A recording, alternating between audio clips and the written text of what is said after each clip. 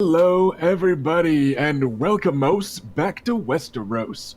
Thanks for joining us this lovely Sunday afternoon, or evening, or morning. I don't know your life. And thanks for making us your pre-Game of Thrones game. We are here live, coming at you knee-deep in the capital of King's Landing, where when we last left off, King Robert Baratheon's welcoming feast was rudely interrupted by a knave leveling grievous accusations against the proud young scions of House Nymaryen. We are going to pick up just about right where we left off, but real quick, we got a couple of quick little things. We are a spoiler-free zone. I'm talking to you, chat. So let's try not to ruin this last season of Game of Thrones for anybody. Number 2, look at the stream boss just above my head. That is your very own chance to claim the Iron Throne, to seize the capital, and to make yourself the queen or king of the Seven Kingdoms. If you beat the stream boss, you get to give a destiny point to a PC or NPC of your choice. And if you have the Iron Throne at the end of the episode, whoever it is that seizes power and keeps it to the bitter end gets to grant a royal boon to the noble house of their choice. So it could be the player characters, it could be some of their allies, it could be some of their opponents, it could be just some rando house that you love from the books or the show, but that house will get some advantage and will get some spotlight and feature time in upcoming episodes. So make sure you are liking, subscribing, throwing cheers and bits, and just fling those panties on stage. Take that Iron Throne off yourself. But before we commence with any undergarment flinging, let's also introduce all of our players. Let's start where we have not started before. Let's go firstborn son of House Nymaryen. How's it going, Robert? And tell us a bit about your character. Not too bad. My character is Lucerys. He's been in King's Landing for a little while now, and is somewhat troubled by the arrival of his siblings and their tendency to bring trouble with them. Or he was until the end of last episode when he got very annoyed at somebody else. All right, then. We're actually going to give the buck to whoever is introducing themselves to choose who's next. So, after Sir Lucerys, who is up next for introductions, Robert? Well, let's do boys. We can do the boy theme here, and we'll go on to our youngest son. Hello, I'm Ash. I play Adam Nymaryen, the youngest brother of the house, youngest child of the house, actually, who has been watching in horror as his siblings get into all sorts of stuff that he desperately wants to talk them out of. And who's being introduced after you, Ash? Take your pick. Oh, let's go with let's go with Kev. But I'm playing with my cat. Oh, Cat. Hi. Hi. Explain yourself, Pride. No? Okay, she's just purring. Okay. Hi, I'm Kevin, and I'm playing Vannon Rivers, the recently knighted bastard son of the Blackwoods. Yay. And apparently there are rivals, the Brackens. So, dun dun dun. Aside from that, he's currently dealing with a whole other family accusing us of some banditry we didn't do. Or did we? I don't know. It's Game of Thrones. And we've got to deal with the Kettle Blacks, all beating people up in the alley, people being me. And the joust is coming up, and this is my chance to win fame and glory, but I built a well-rounded character, and I'm screwed. Erica, take it away. You've got a spear and you know how to ride. You're the one who's going to win this. I do, but that's a big mood you just laid out there. I'm Erica, and I'm playing Bela Nymaryen. I am the younger sister by just a few seconds, and I am the marshal of the twins. The strong, the skilled with a spear, the better on the horse, the better on the battlefield. And I am really looking forward to this joust that's coming up. But first, we had this little unpleasant business in the court, and I think my sister will be able to explain a little bit more. That's me. I'm Felicia, and I play Raina, and I am the heir to the house, eldest child, and are sort of well-rounded. I'm actually the face of the party, but frequently that's a bad thing. And you'll see why, I'm sure. And we will be actually probably starting with a big challenge right up in my face today. But Rusty, why don't you tell them about that? So when we left off last episode, I'll spoil it a little bit, but in my GM notes document, I had 3 major bullet points to cover at the feast. It was tourney opening ceremonies, and it says feast, glittering prizes, which was everybody got to see the tremendous wealth, the genuine opulence of House Baratheon on display as they're showing off all these tourney prizes, which got doubled due to one of those royal boons in the metagame. So there's really, really fantastic horses, really, really fantastic saddlebags full of wealth. The horses are wearing barding made of silver coins. It's a lot that's on. So, bullet point 1, glittering prizes. Bullet point 2, Lady Olenna, Queen of Shade. Last episode, party members got to meet the Queen of Thorns. Yeah, we got to meet her while she beat us words. I thought she was great. It was awesome. It was It was a perfectly special fair. kind of great. The wizened, cutting lady of the Reach introduced herself and also made it clear that she is working on finding marriage arrangements for these young scions of House Nymaryen and their allies who happen to both be bastards. But she was her usual cutting, charming self while describing them and inspecting the goods, as she put it, that she had to work with. So that was our second big bullet point that got covered last week. And the third and final major plot point on my official notes is, oh shit, Adam Dannett. Yeah, that's pretty much right. That bad. yes, he is. Does have an H in it, so his name is like Adham. So he's like an order at a deli counter. He's that flavor of Adam Dannett. But Adham Dannett deserved his oh shit as a bullet point because in the middle of this fancy-smancy feast in the Queen's Hall of the Red Keep, before the eyes of gods and men, before King Robert, Queen Cersei, the Lady of the Vale, the Hand of the King, her husband, Jon Arryn, before all the assembled nobility of Westeros, in the middle of this 8 million, levels of opulent feast, Adam Dannett went and started some shit. He stood up, he threw his goblet to the floor instead of toasting the honor and glory of all those present for the tourney, and he had himself a little lordly fit about describing all those present as having honor, because he insists that these rapscallious scalawags of House Nymaryen butchered 15 of his small folk on their way up here to King's Landing, or near to that time of leaving. They murdered 15 peasants of House Dannett because they're bitter against House Dannett. House Dannett was loyal to Robert Baratheon in Robert's Rebellion, and House Nymaryen wasn't. They were loyalists to the crown. They kept up their oaths and that sort of thing. House Dannett was not.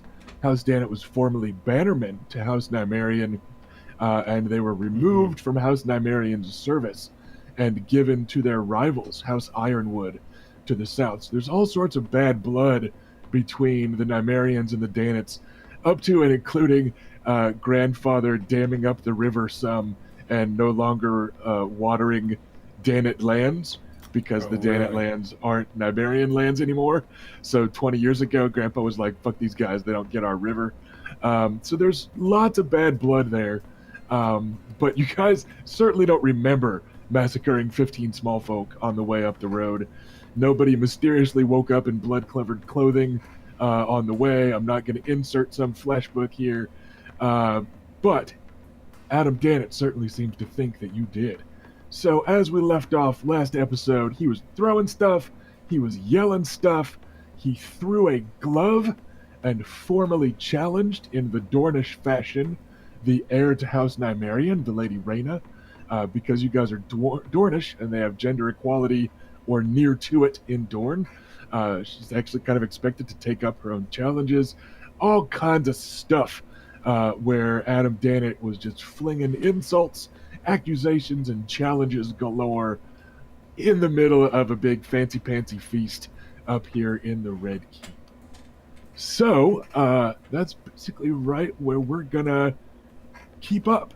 We're gonna say that in our kind of cinematic Sea of Spears television broadcast thing, there's soft murmuring as background noise through the hall, indistinct rabble of people gasping and murmuring, and the camera is slowly panning away from this glove that lies on the floor at the feet of the Lady Rhaena Nymaryen. As the camera slowly pans up her body, what happens? I stand and look at Adam. I don't actually remember what sentence he actually last threw at us. We will pick up a little bit of steam then, as King Robert lets out a really loud, kind of gravelly clearing of his throat and sucking in a kind of half-wheezing breath, getting ready to start yelling. And Adam Danet turns around and kind of young and indignantly again just yells, "You bid me wait, and I refuse. I'll not give it a week while my small folk lie dead in the ground. Justice delayed is justice denied." And his voice cracks a little. He's still pretty young. Your Graces, my lord, if I may, if I may. Nobody's yelling just yet. You have your moment. We could not have been there when this attack happened. I don't doubt that Lord Danet's tragedy is genuine, but I wholeheartedly believe that he is either mistaken or has been tricked, because we were already much farther on the way to King's Landing when this attack happened. We could not physically have been there. And young Lord Adam, again, he's I don't want to say raving, but he's gesturing wildly.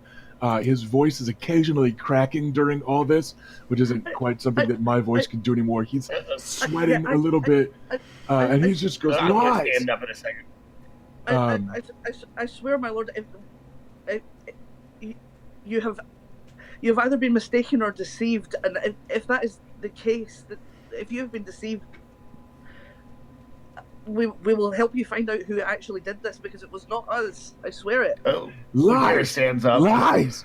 We retrieved one of your shields from the battle, and he waves his arm and gestures. With all due respect, brother.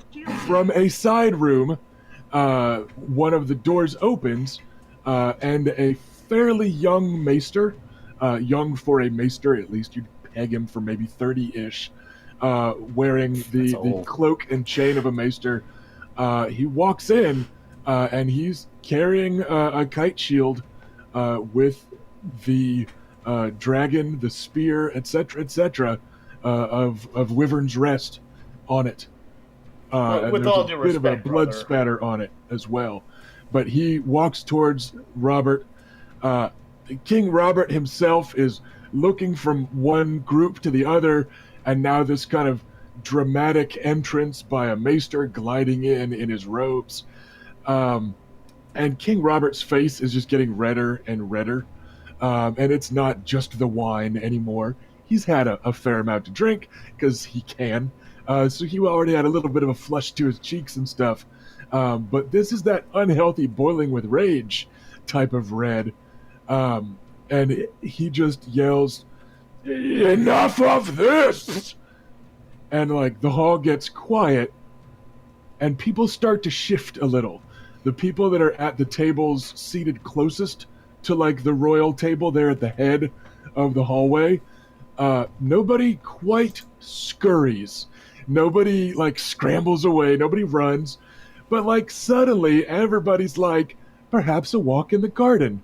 Oh, yes, I'm chilly. Off to this hearth, right? And just all of a sudden, in like magic, like snows. Well, okay, really only one of you's seen much of that, but like the snow just melting away in the springtime, but just kind of everybody at the closest tables just kind of drifts away and vanishes. Just poof, from there. Queen Cersei says, "Yes, children, it's late. I'm sure you're all very tired. The tourney starts tomorrow. Let's be off." And she holds a hand out, and little Marcella scampers down off of her chair and takes Mama's hand. And Joffrey says, "I'm not tired. I want to hear them fight." And she gives him a look. And he goes, "But..." And eventually he stalks off in a scowl of stomping. And the hand of the king, John Arryn, stays seated, but gives a little bit of a nod, and his wife and suckling young heir to the Vale, they take off. And as though by magic, suddenly you can tell that the chair King Robert was sitting in has turned into a throne, right? Like the kind of non administrative people have left. Some Kingsguard have moved up and taken places near that table at the head of or that spot at the head of the feast. And it's kind of turned into a miniature iron throne. And he reaches out with one of his giant kind of ham fists and just gestures the lot of you close, while his squire hurriedly pours him some more wine. So Robert drinks while waving the lot of you forward. And that is the lot of you. You can tell. You also see Adam Dannett. He's joined by his maester, and also by one of the Ironwoods, who are technically his liege lords.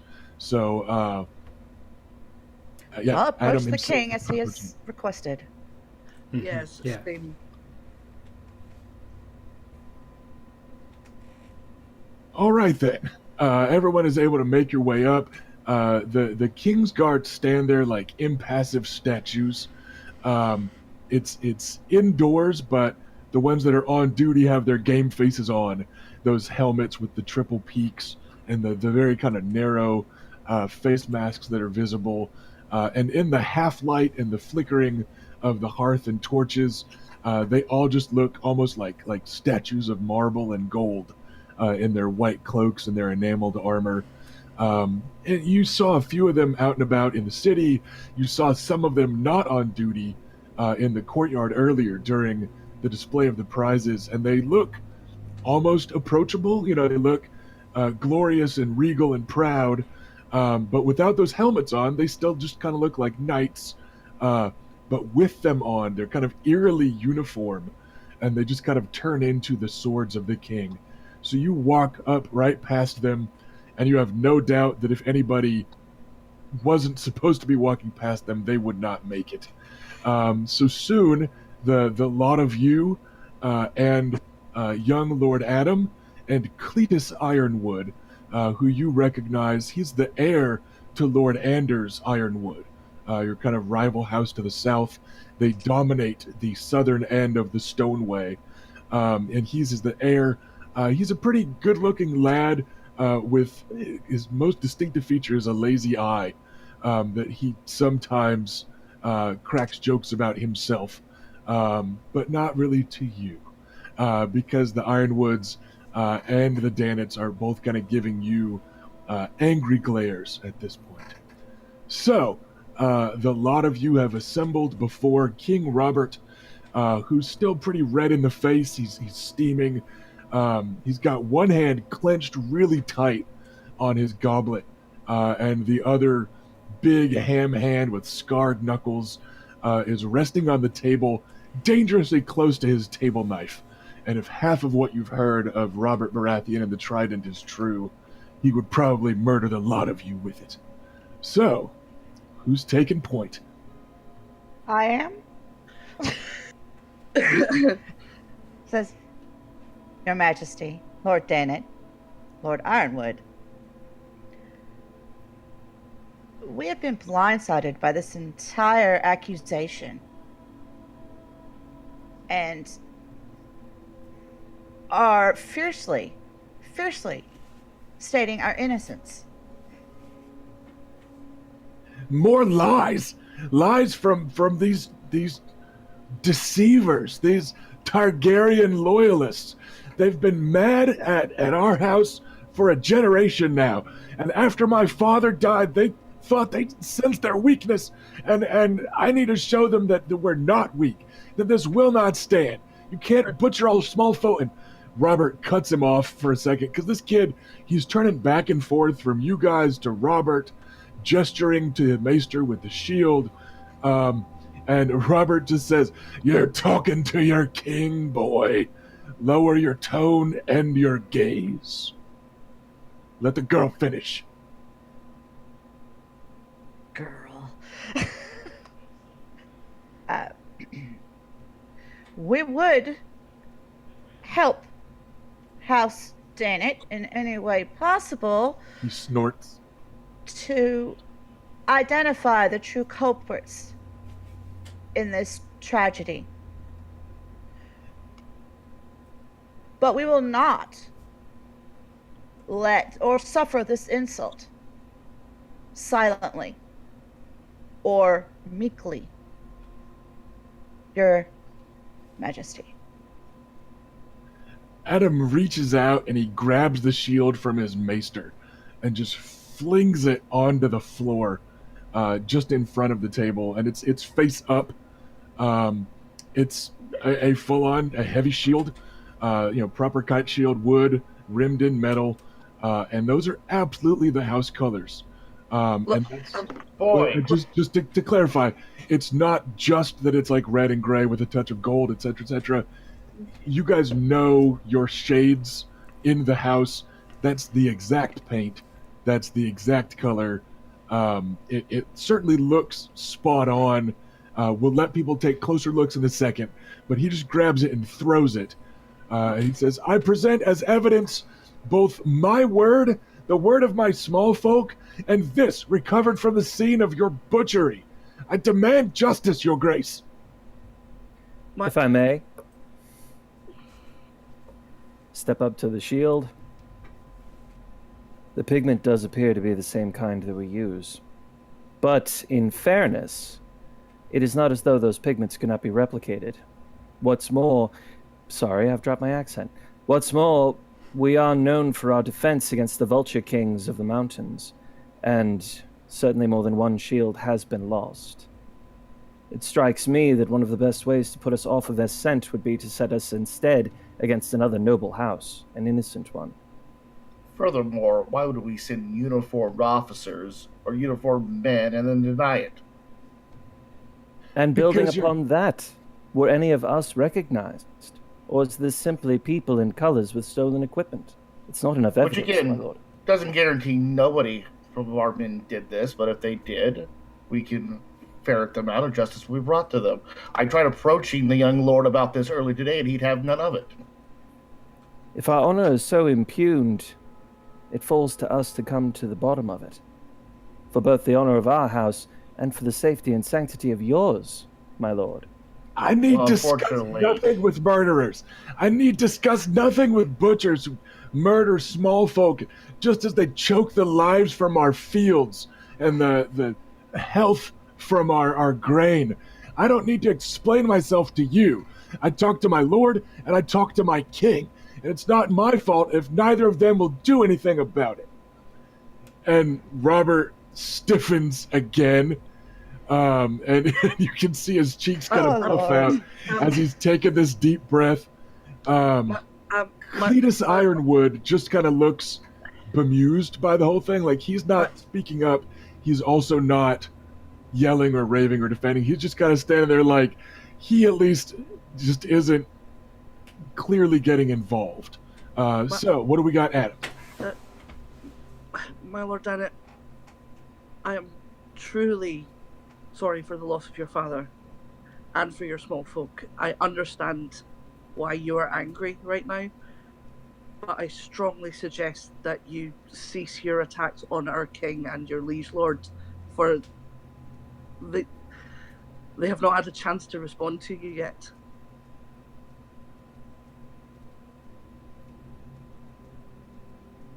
He kind of sputters apoplectically.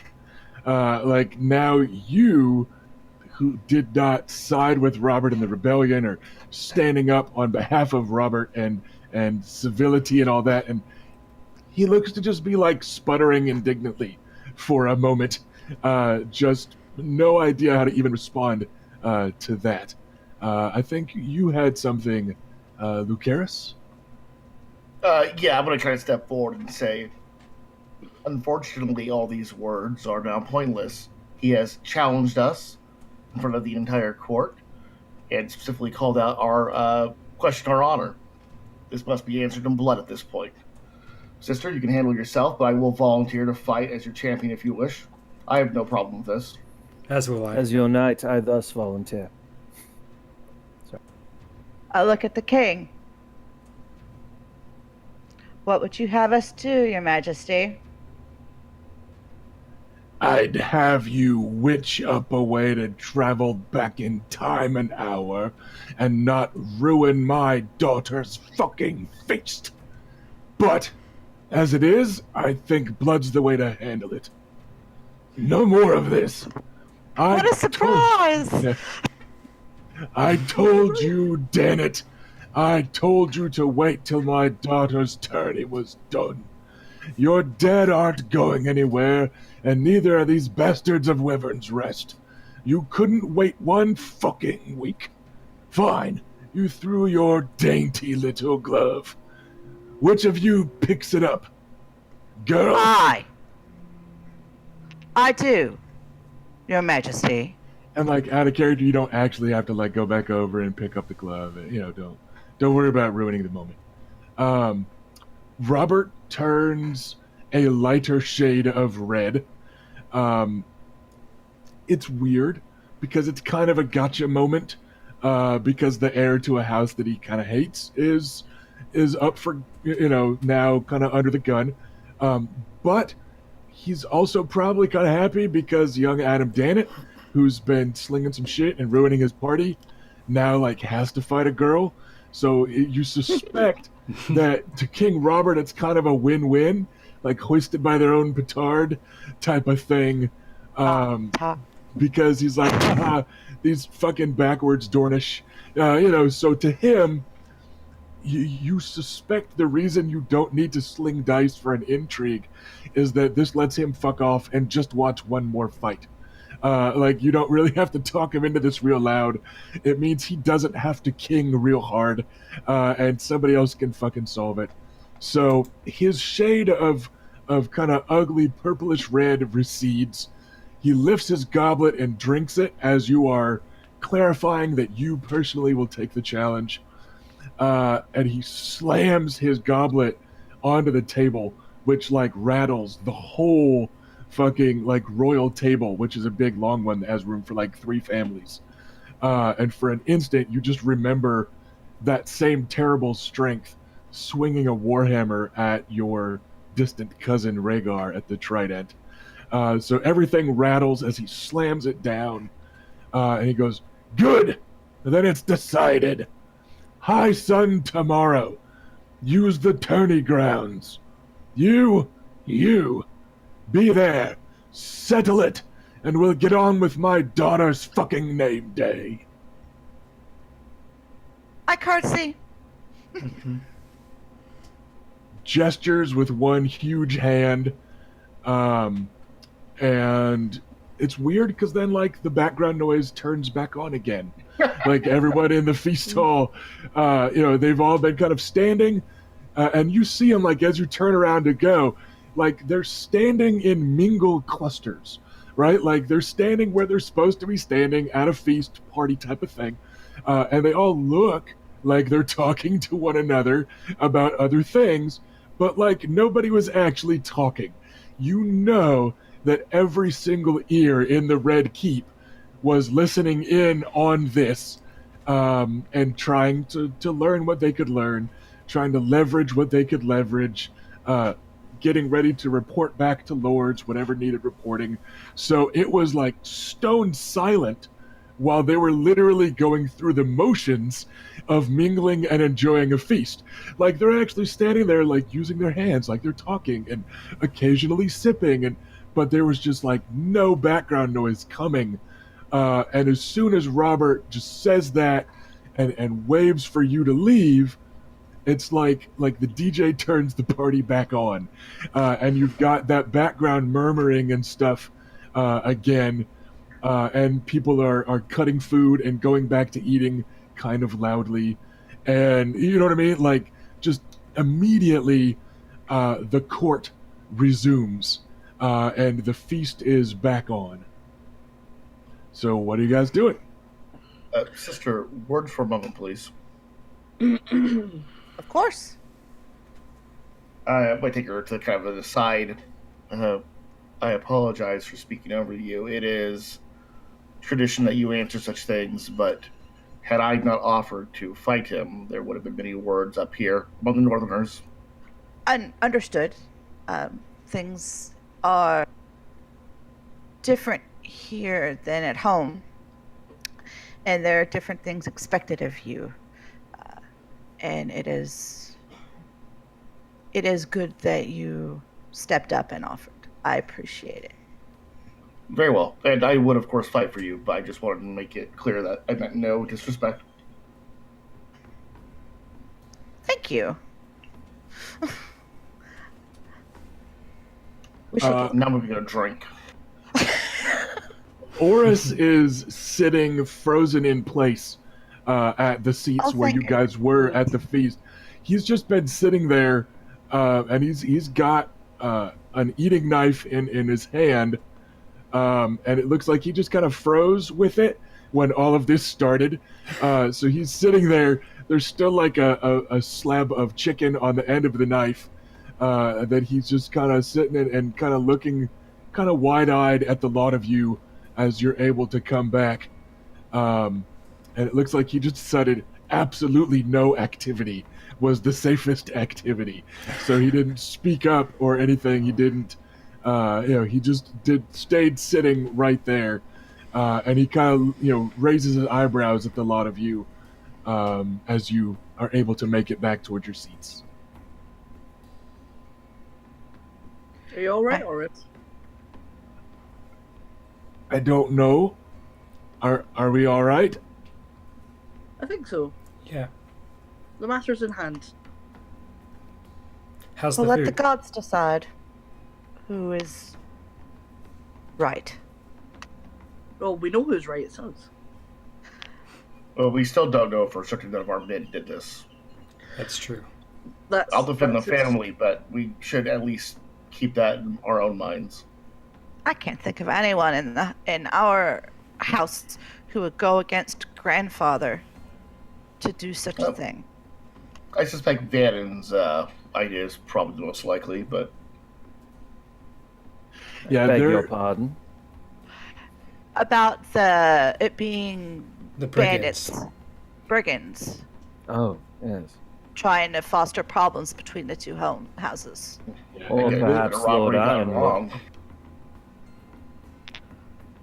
I'm sorry? Or perhaps Lord Ironwood. He seemed amused more than disconcerted. I believe he's trying to distance himself from young Lord Adam. Perhaps.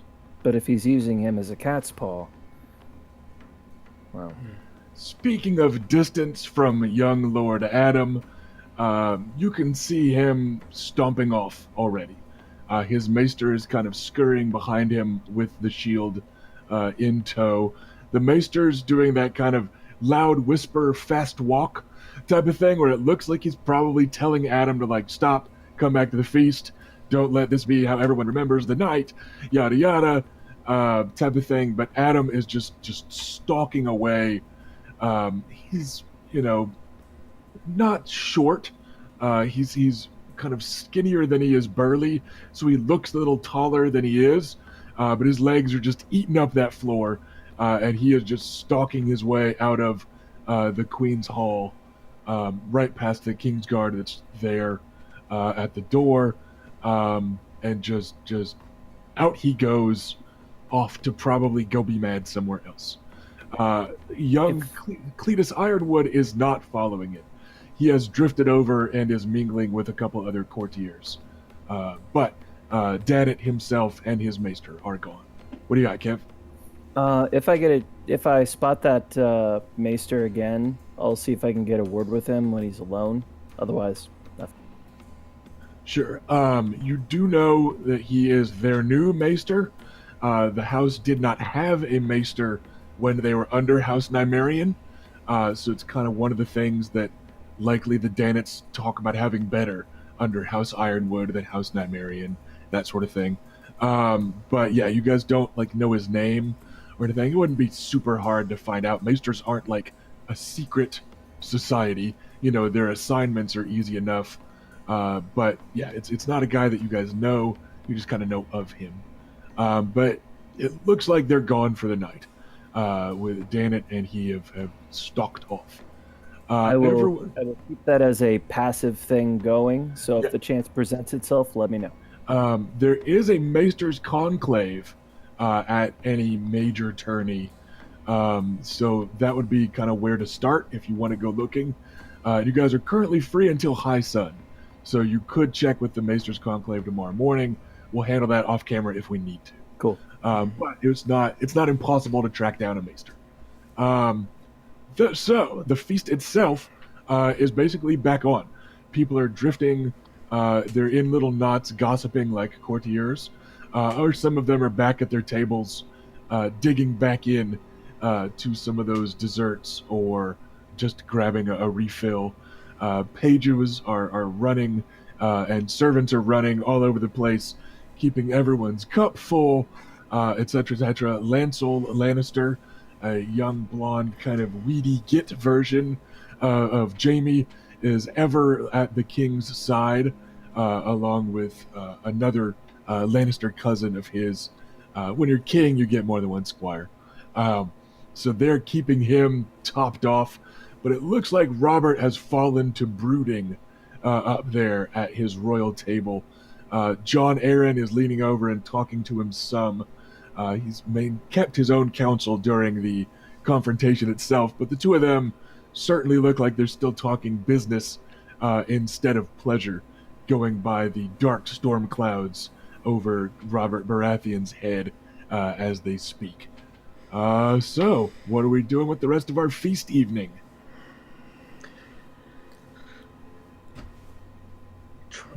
I'm gonna just try to make it pleasant. I'm not gonna go out. I'm gonna try not to get into any kind of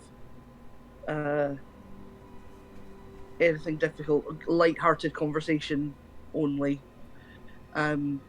Stick close to the group, but I'm not gonna ignore people if they speak to me. But I'm gonna try and be affable and charming and win people over, get people to like us as a house more. Right. A little bit less Targaryen, a little bit more Martell. I guess. All this aggravation and satisfaction in me. Exactly. Does anyone have any particular plans besides just kind of affable mingling? None here. I've got a couple NPCs that are going to be rotating in and out, so Okay. All right, I don't. but I'm going to give everyone a chance first. So I'm going to take a drink and go out to the gardens, feeling like I've had enough of the inside court intrigue. Bale is definitely not one for that sort of thing, and excuses herself out to kind of just enjoy the night air and the garden and anyone that might be out there. The same thing, more light-hearted type stuff. Okay. Vannon watches her go and debates following. Sighs forlornly. Nope. All right, then. We are actually going to jump out to the garden for a bit. We will follow Bela out there with our cameras. Should have went. Because as you are making your way out there, you see the kind of gangly Sir Langley Woods, like hurrying inside. And you see the Lady Iris Dannett, the Black Widow of the Westerlands, standing alone in the garden, No, sighing with her arms crossed. not Iris Dennett. Sorry, my bad.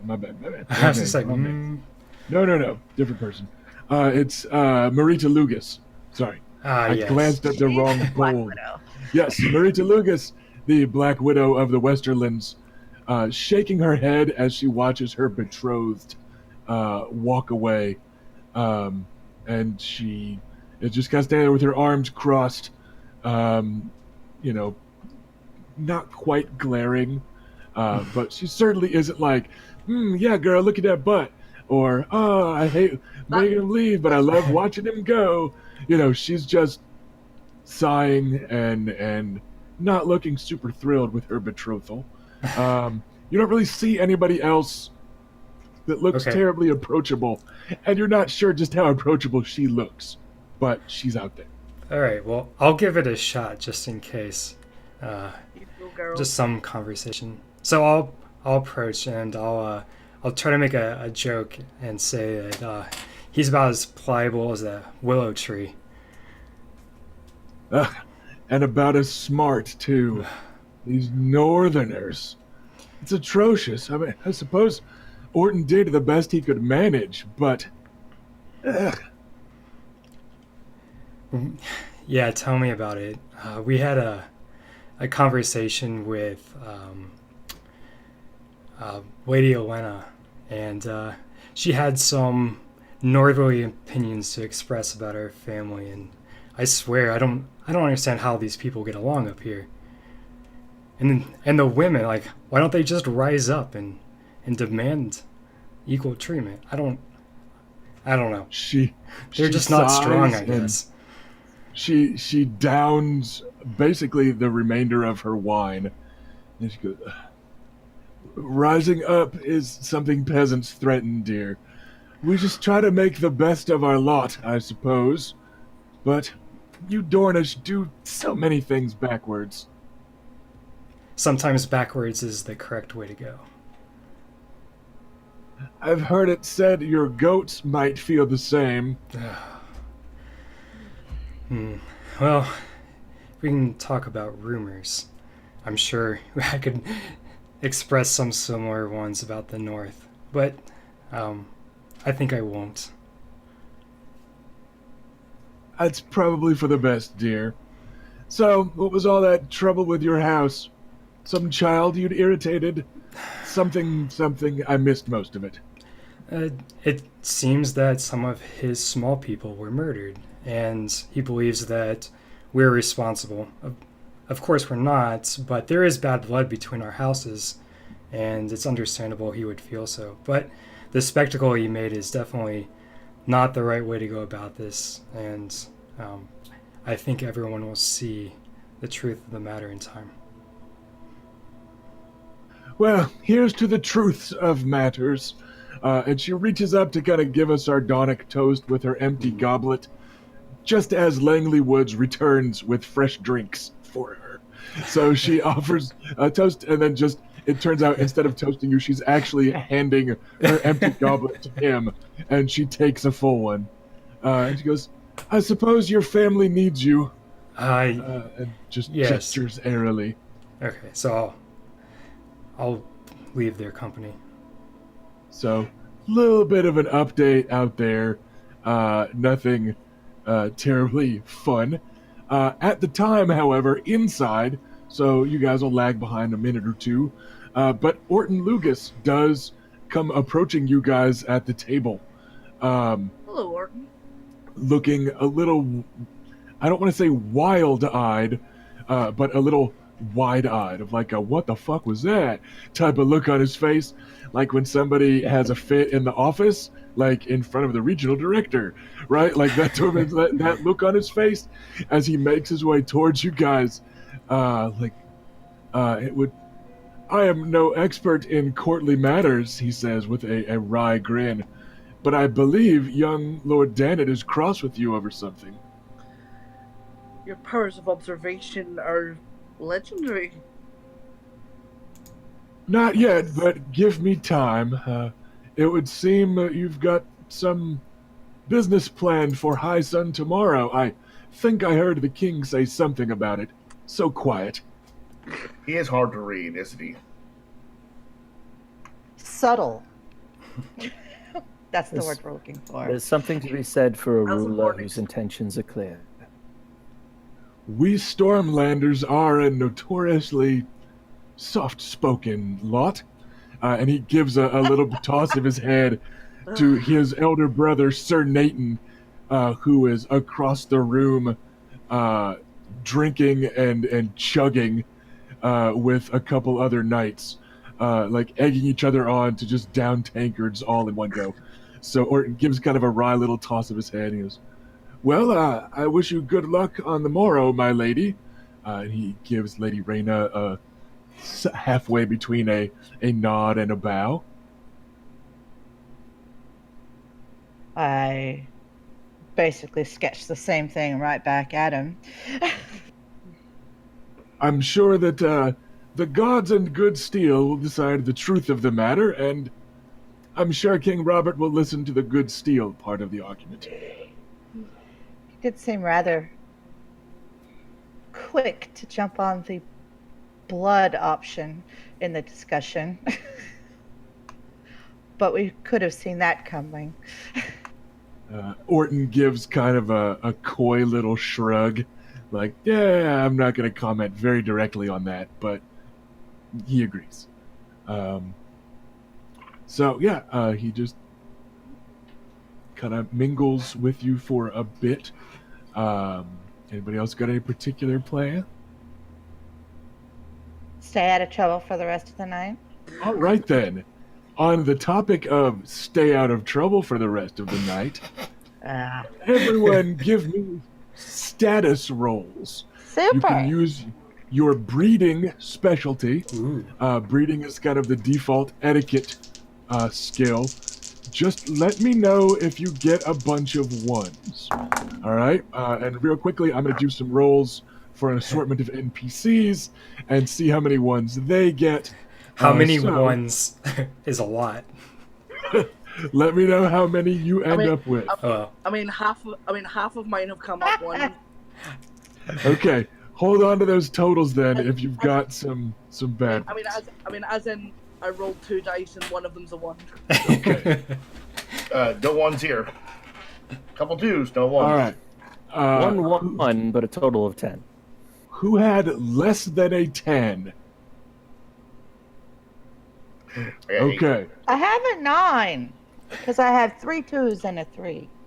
Okay. As heir, I believe you get a bonus, so you're in the clear anyways. It's not a bunch of ones. So who has less than a 10 and some ones?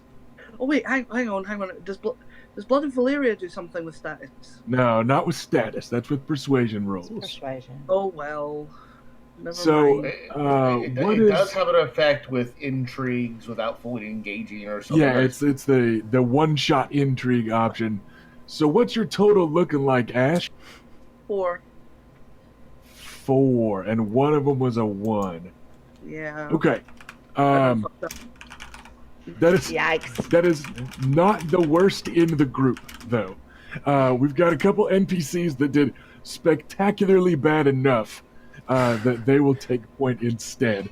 The first of them, and this is just a few minutes later, 20 minutes later, you hear some guffawing that almost starts to then sound like a donkey impression.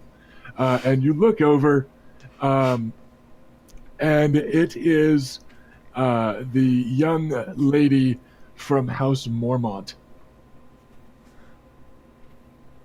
You had met her earlier, at least seen her. It's Alisane Mormont. She finished some sort of joke that she clearly quite liked, and she's basically losing her shit over there, pretty close to right where the wine gets refilled. She's there with Nathan Lugas and some of the other hard drinking knights, and she's just going because he said it was I thought you meant an ass, not a donkey.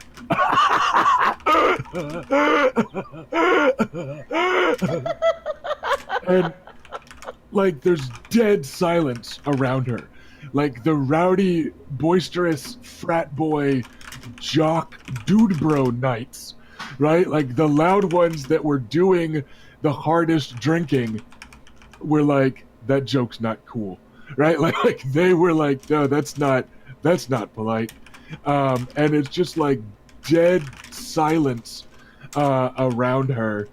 And you hear a few giggles and a few titters and a few snickers from behind some delicately gloved ladies' hands and that sort of thing. So some kind of laughter at her expense instead of at her joke. She seems completely oblivious to it.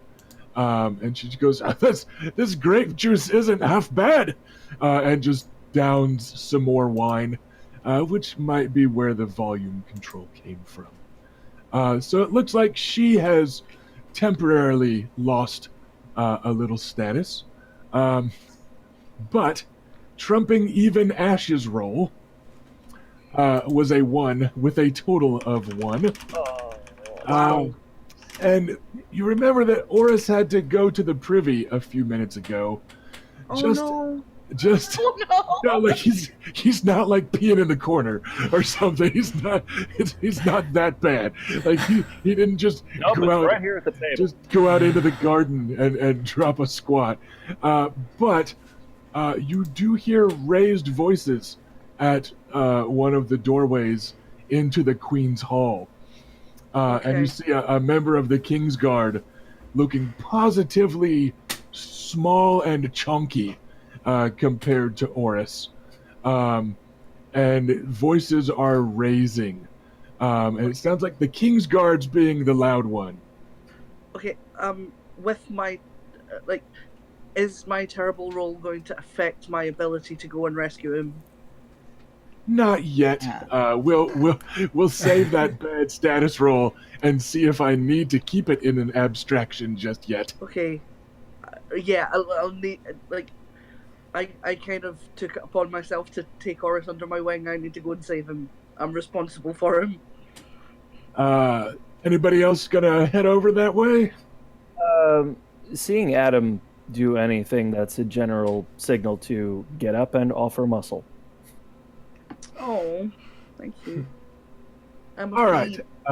So Adam has his kind of rolling gait to get over there with that bad leg, but he can pick up the pace well enough, and it's not like anyone's going to be making a sprinting roll in the Queen's Hall, so it's not uncommonly fast to make your way over there, and you see Oris is a little flushed in the cheeks.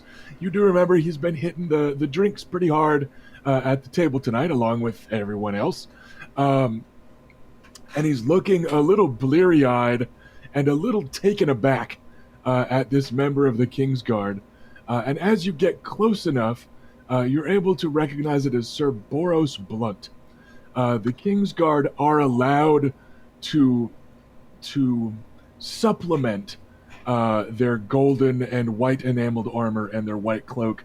They can wear a brooch with like the symbol of their old house, or their helmets can integrate the symbol of their house, yada yada yada. But with Sir Boros Blunt, you recognize him because he looks very barrel-chested, but the rumors around King's Landing are that it's armor made for his gut. He is kind of renowned for being the least formidable Kingsguard. Rumors abound that he got the position totally for politics, that he's kind of a stain on the white cloaks. I mean, he's no Kingslayer or anything, but he's just kind of not exactly renowned for martial prowess. He didn't have the notable tourney wins or anything like that. But he's standing there and sneering, and he's just saying, "Well, bastard, where's your invitation?" And Oris is just looking kind of flummoxed, like I just walked past you. You know that I was in there. Like, he's just giving him an "Are you serious?" look. And kind of mustering up his cobwebby drunken thoughts, but Adam can cut in because you can see the gears turning slowly as Oris is getting ready to talk. Sir, what is the meaning of this? Why are you... What's going on? Why are you stopping my squire from getting in? As you come limping up behind him, Adam just does this. Like this total, like look at this dude. Yeah, what's going on? And Sir Boros turns his pig-snouted sneer towards you. He goes, "Your squire? Boy, you look like a squire yourself." And his gaze travels pointedly down towards your legs, and not a very good one. That is beside the matter. This man is with me and my family. So he's a squire for the butchers then, is it? I would strongly advise that you do not call us that, especially when any guilt or innocence is yet to be determined. He curls his lip pointedly. He goes, "Why not? Everyone else in King's Landing is saying it. I'm a member of the Kingsguard and the Red Keep.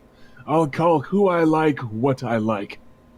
So, of course you say he's with you, huh?" Yes, is that a problem? I suppose if he's the best you could manage. I hear he's a bastard. A tall one, but a bastard all the same. So?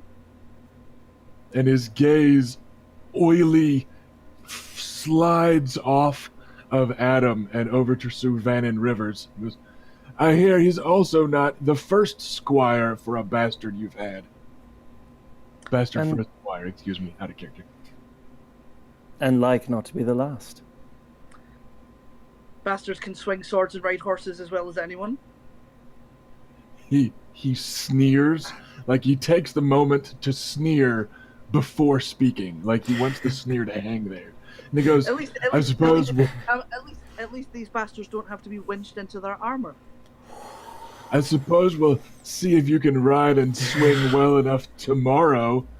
And he gives Vanin an unimpressed up and down look. He goes, "Tell me, bastard, have you heard who you're matched against in the first round of the tilt?" I'd be most honored if you'd tell me. He takes a half step towards you, and his looming bulk, which is perhaps less impressive than it could be because looming behind him is the bulkier Oris. And he goes, "Well, you'll find out. I'll see you soon, Rivers." Well, I have the honor of jousting against the Kingsguard. He goes, "Heh," like a bad guy in an 80s young adult film.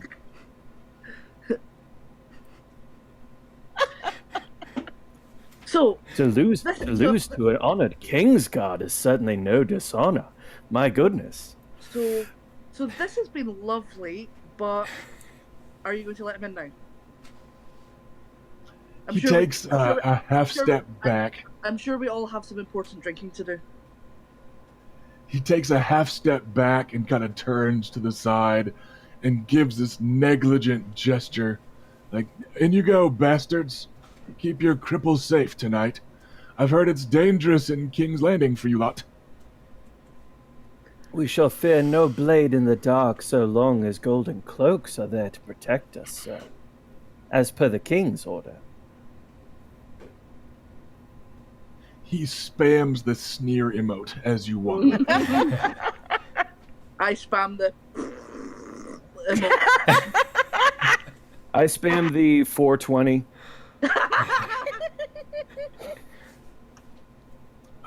You do notice several sets of eyes on you as the lot of you are making your way kind of back from the door, because those were some raised voices for a moment, and arguing with a Kingsguard is a notoriously bad idea.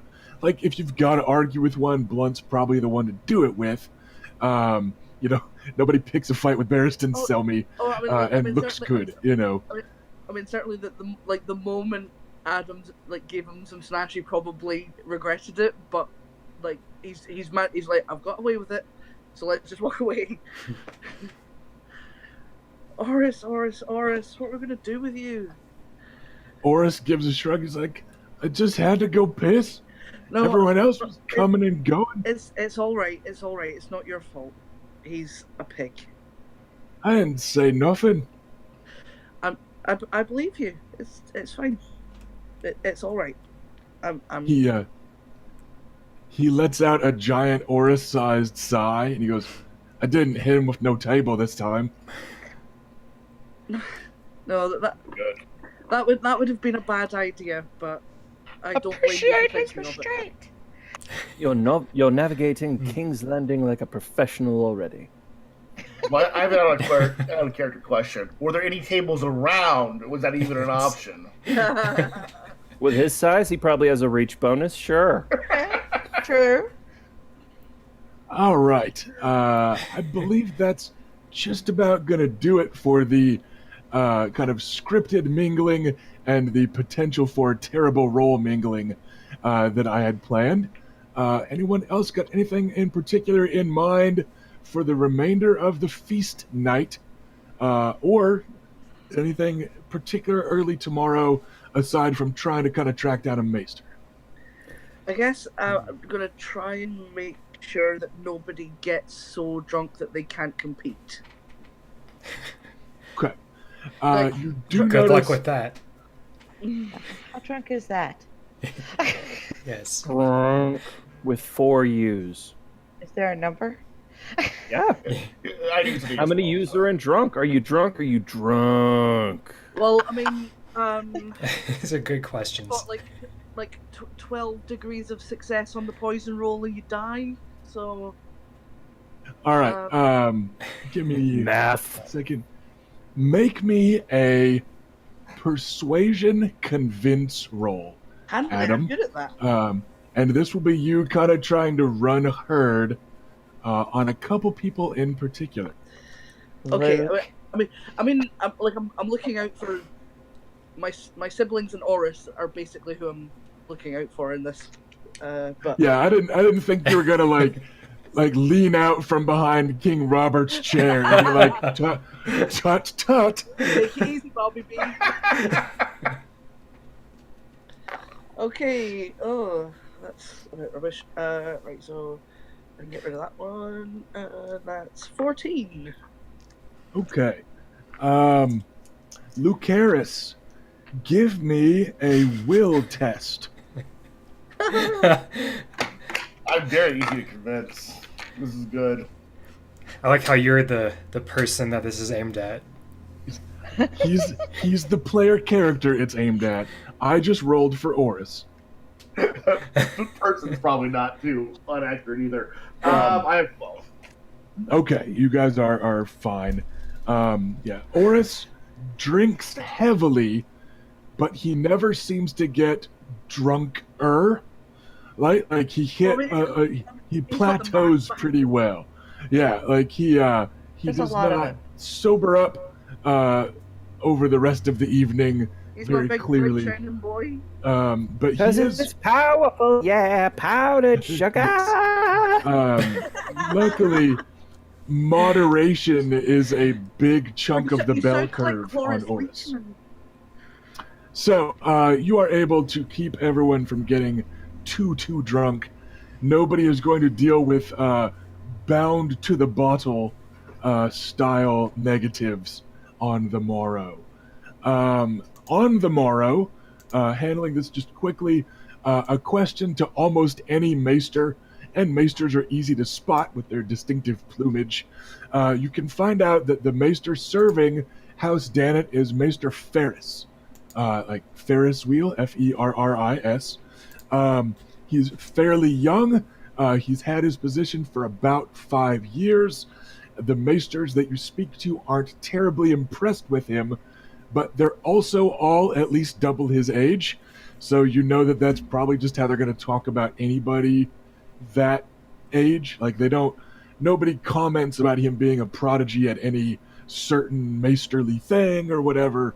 But the handful of maesters that you question, they call him the boy, that sort of thing. But yeah, he's a fairly new graduate, seems to have been serving his house ably enough, but you're not able to kind of find out anything more juicy about him. And when you ask where you might find him, one of them clams up because he apparently listens to the gossip a little bit more, and it kind of clicks for who you are. And he's like, I don't want some bastard to beat up a maester because of a rival house. He just kind of immediately clams up and looks a little suspicious. Another one just shrugs and is like, well, son, I would presume that the maester serving House Danet might be found somewhere near the Lord of House Danet. And, just gives you that look, like, duh, look. So he's not, like, super helpful. But yeah, that's what you get from him. You have a name. You know that he's probably near the Lord, but that's about all you're able to find out. Does anyone else have any particular prep or planning to do before High Sun? I need to make sure that I opening- have my armor back. Because Yeah. duel. Yes, everyone is able to get their armor just fine. We're going to wait and let everyone do their own cool, this is what my armor looks like moments as it's their turn in the spotlight. Since it turns out we've got some extra spotlight going on with a duel before, as kind of a kickoff to the joust. You are all slated to joust today, the three of you that are jousting. So everyone will get a chance to describe their horse, describe their bitchin' armor, describe their sigil, and then we will start slinging some dice. What do you got, Kevin? Do duels have seconds in this, or is it just to enter the dome? Squires will be present because squires are assumed to be helping with knights. So Oris will be with her, but it's not like a multiple combatant type of thing. It's just a squire's there to help carry your shit because being a knight is heavy. And encumbrance is a thing. Yeah. Before the feast ended, I just kind of wanted to interpose myself with the drunken Lucases and escort Lady Mormont to her chambers, make sure she gets there safely. Kind of encourage her to go, as she is very drunk, it seems. She seems to have kind I of am a knight. plateaued. Like she got comfortably But they're drunk, bears. and she just kind of stayed there because you suspect House Mormont just gets a passive bonus against drinking Southern grape juice and that sort of thing. She's drunk, but Okay, she if wasn't she, getting lost or anything. But she cheerfully accepts your offer. She's staying at a fairly raggedy inn, and not far from her inn, she kind of waves you off, and she's like, "Oh, it's around here somewhere, and I'll not have you walk me directly to the door. Firstly, folk might talk, be the pretty black-haired lass like you, and Secondly, my squire might be affronted if I'm escorted home by another gentleman. But I appreciate your offer, good sir, and maybe we'll tumble in the hay later this week when you're not so drunk that I would be taking advantage. Luke, say, here I stand. This did not go the way I expected. You must look like a bear. I politely Wait, excuse myself. Like, thanks. She gives you an open leer as you are leaving, and this kind of just cheerful, good-natured, is this Alisan? Yes, this is Alisan Mormont. Okay, So she's... I was trying to link 10 dual commandments in the chat, and I got distracted. That's fair, because 10 Dual Commandments is a fantastic song. But they do not apply. Yeah. They do not apply in Westeros, where they only have 7 dual commandments, and there's only 7 of them to honor the 7, because there really aren't 7 rules to duels. And three of them are Pointy Endless and the other guy. Yeah. Yes. So, I believe with that, we are going to cut to the next kind of big dramatic moment, which is going to be a slow camera pan across what feels like everybody in Westeros. There is an enormous crowd that has gathered. Even just the Kingslanders themselves are reputed to be, close to 1 million people. And then you've got half the lords in Westeros that are here with their sworn swords and their squires. Many of them brought their spouses. They've got their children. They've got all these vendors that are hawking their wares. You've got a lot of these lords that brought daughters along to try and broker marriage agreements and stuff. So you've got what feels like everyone in Westeros here. There's a fancy kind of pavilion stage with like a cloth awning over it so that the royal family can sit in the shade. King Robert is up there straining his chair with a great big drinking horn that a pair of blonde Lannisters are busily pouring and keeping full. Cersei is sitting there amusing herself with Myrcella, her daughter, who is sitting there with like a little, like a toy horse that looks like it's actually got some real hair kind of glued to it. So it's got a little mane, and she's just kind of combing her little toy pony, not looking up at the real horses and stuff like that. She's just content with her little toy. Joffrey is there with a sword at his hip, standing like he's super cool, but he's not. And he's got his thumbs tucked in his sword belt, trying desperately to look like the knights that are all around. He is loomed over by the Hound, who is actually wearing his Hound's Head helmet. Sandor Clegane is the sworn sword of Joffrey, but also accompanied by some guys that almost make the Hound look small, or at least make him look a little short and even stockier. And you recognize the colors of House Kettleblack. One of them still has his arm in a sling, but the other two are standing there in ringmail and tunics. It looks like they've been seconded as sworn swords to protect the Lannisters. None of them are very close to the king. He is flanked by Kingsguard for that, but you see them kind of looming over Myrcella and Joffrey. Likely one of them was told to just back up by Cersei because he's kind of unsure just how close to stand. But they look like they've been supplementing the Hound and the Kingsguard as the sworn swords of the royal family. You do not see the Lady of the Vale, the wife of John Arryn, Lisa Arryn, does not seem to be particularly interested in tournaments. The Hand of the King is here. John Arryn is sitting and talking to a strapping young man in burnished steel armor. And it looks like from his kind of gesturing a little bit and one arm is kind of holding up like a shield, like he's just kind of pantomiming a little. Looks like he's giving some last minute tips to his squire, and occasionally pointing out knights in the crowd. Most knights have started wearing their armor. At this point, it's much more socially acceptable to do so, and it's less of a hassle to like hurry and get dressed on your turn. But right now, the kind of opening ceremony has been supplanted by this duel. And you see Adam Dannett, and he actually has the heir to House Ironwood kind of serving as a squire slash second to him. Cletus Ironwood is walking up with him, at least. He's not guiding his horse or wearing armor or anything. But they're conversing while they walk up. And you do see Maester Ferris on his other side. And he's gesturing a little bit more. It looks like he's worried about Adam, which is fair because Adam's not a really big dude.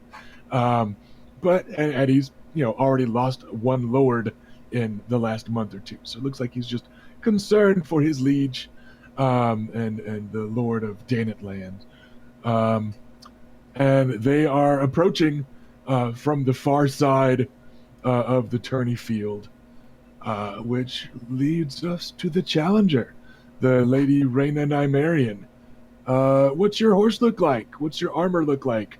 Are you riding up or doing like a cool slow-mo walk, or what sounds cool?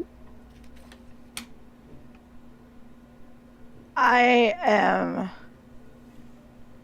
riding.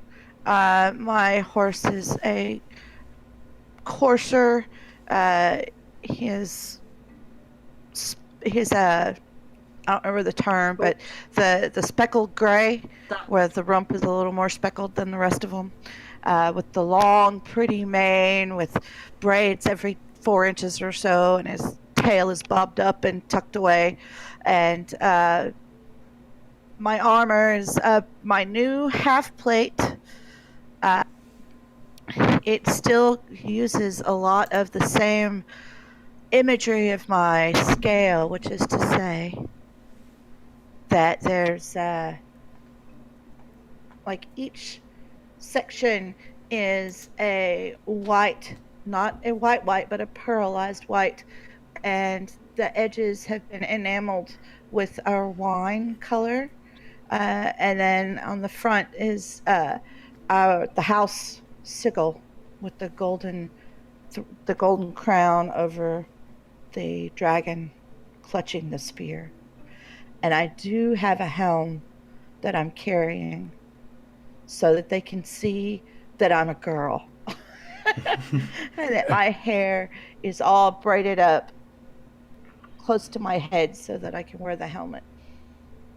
All right. And striding alongside you is Oris, who is in his dressy, fancy clothes, but the fanciest top layer is gone, and he's wearing his kind of black padded gambeson armor.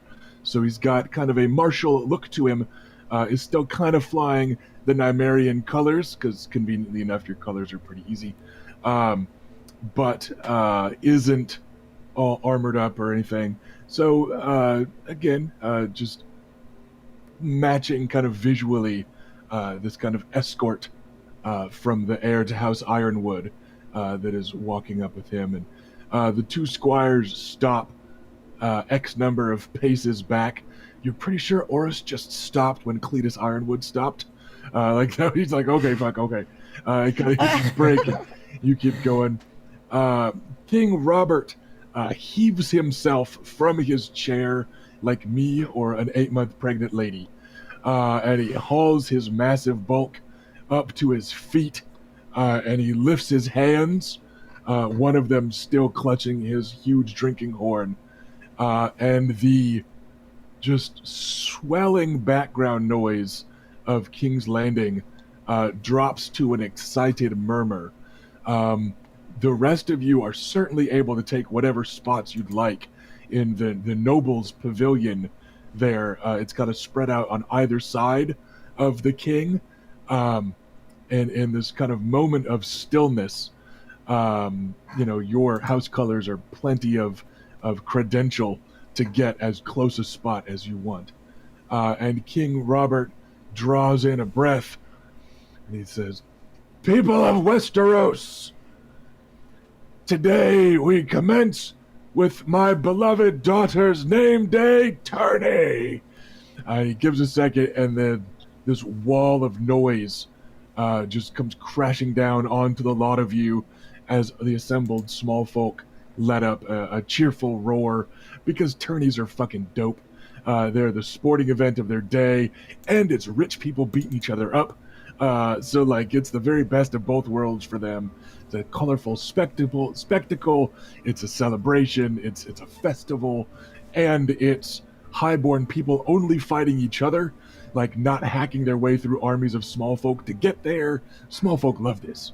So he knows, and he lets that applause kind of die down. He goes, "But before the festivities commence, we've a grave and serious matter to attend to. With good steel, says I, House Dannett has accused House Nymaryen of the slaughter of their small folk." And he lets it hang there again. And sure enough, the small folk of King's Landing swell with noise again. And you hear boos and jeers, and just an assortment of hisses. Nobody's quite throwing anything. They're small folk still. They're not looking for people. But it feels like the whole small folk side of this tourney lane is against you right now. And it's probably by King Robert's design. He's not a fan of your house. But he gives it time to die down, and he goes, "But, in their Dornish fashion, the Lady Rhaena Nymaryen has chosen to answer the challenge herself. So, we stand beneath the eyes of the Seven, but especially the goddamned warrior, to watch the judgment fall from the skies as Lord Adam Dannett brings good steel and faith leveled alongside his accusations against Lady Rhaena Nymaryen. Lady Rhaena, your choice of weapons." I choose the sword, Your Majesty. Sword and shield. He lets out that kind of chuckle roar. He's tickled by all the novelty of this. But the small folk, you hear kind of a surprised murmur through them, and that sharp S sound as everybody repeats for their neighbors, "Sword, sword, sword, sword. She chose the sword. It's a woman with a sword." And you see several of the nobles on your side of the aisle also, where there's kind of actual bleachers. A lot of the highborn, a few of the women kind of titter to themselves and look to whisper scandalously towards their neighbor. And then King Robert, "Sword and shield it is, till one of you yields or one of you dies. Dannett, do you want horses?" And Adam Dannett, you can see, is fixing his helmet in place. As everyone's kind of looking that way, you can see he looks nervous about this. And under the heat of high sun and in the weight of his armor, there's a light sheen of sweat on him. Looks like maybe swords also wasn't what he expected. But he fixes his helmet in place, and he lifts his visor, and then he just nods. He says, "We'll start a horse, Your Grace." And his voice doesn't carry very well because he's already got his helmet on. So King Robert says, "Da! Horses it is! Off you go then, ends of the lanes. Kill each other when the trumpets fanfare." And then he turns and makes his way back to his chair, and throws his bulk down into it. And the crowds are all murmuring and stuff, and the squires have retreated towards the ends of the tourney lane. And it's time. I'll fit my helmet on, take the shield from Oris, and Oris, he kind of offhandedly hands you the shield, and is going back down and like pointedly checking the straps on your saddle, and all, good squirey stuff for like the 8th time. And he goes, and he gives the horse a once over, and then kind of holds the reins to keep it steady, and all that. And he goes, "Gods go with you, milady. Remember, it's no lances, so charge him on the same side of the fence he is. I'm afraid I've never seen him fight, nor you, save the once. So, no advice to offer, save win, I suppose. Gods are on your side. If you all murdered that lot, you must have done it while I slept. So, I think you're innocent, Lady Reyna." Thank you very much, Oris. That's his great big pep talk. Like, I have no idea what's going on, but you seem okay. So with that, we are going to kind of cheat and use the joust rules a little bit. For at least this first pass, you will be making your attacks against that kind of joust defense, and they will be simultaneous attacks. So, you're not going to be using a spear this time, but you are both going to be charging. So let's assemble your dice. It's going to be fighting plus long blades plus animal handling, and then you will be keeping fighting -1 for the charge. Okay? And then you will roll against not his normal combat defense on this first pass, because we're going for a dramatic simultaneous strike type of thing. You'll be rolling against his animal handling, etc., etc. So what is your animal handling passive plus your ride specialty? Passive is times ×4. 12 for the animal handling. And any ride? I didn't specialize in ride because I'm not a knight. Yeah, well, you're a knight. You're just not a capital K knight. You have other jobs. So he's going to be rolling against a 12. Just FYI, you are going to be rolling against a 14. So, make that big fat roll. You're keeping just the handful of very besties. And keep in mind that destiny points are a thing. If you want to use one, you can keep an additional bonus die as a kept die. You can remove one of his dice. Destiny points can be very helpful in situations like this where there's lots of dice and few are being kept because they can add up. So he puts spurs to his horse. His is a almost white. It's a very light gray that matches the gray of the House Tanit colors. Most of his armor and stuff is trimmed in red. They have pomegranates and red arrows as some of their symbols. His horse comes charging at you. Here we go. I will meet the charge by charging myself at him. Reyna smash!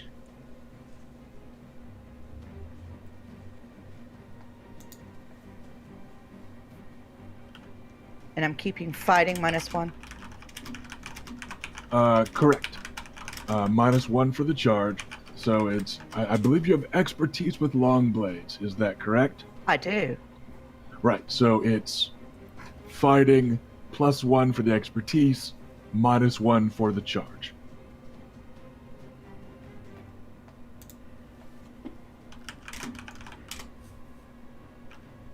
That helps. So that means I have an 18. Okay. That is a palpable hit.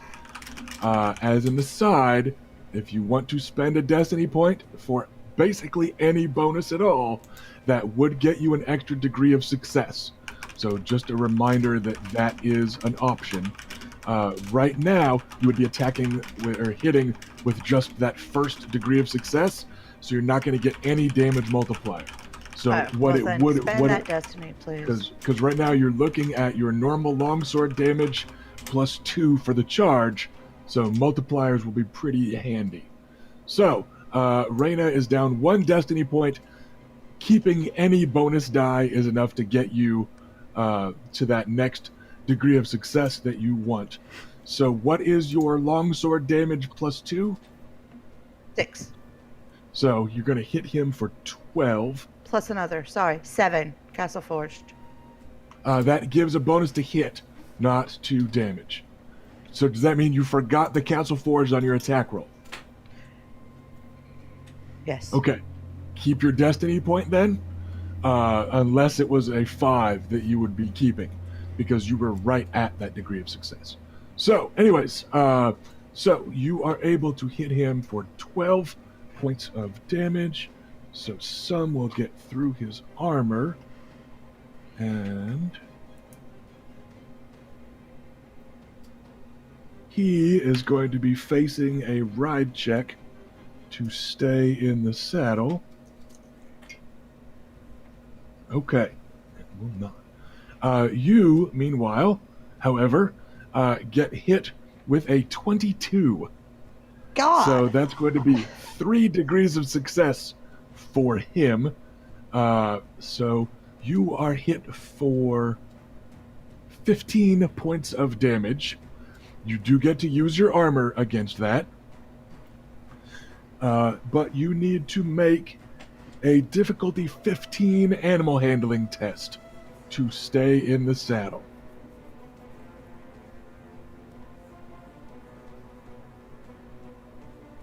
I'm going to do the animal handling first because then I have to do math. Okay. No, I rolled a 10. All right then.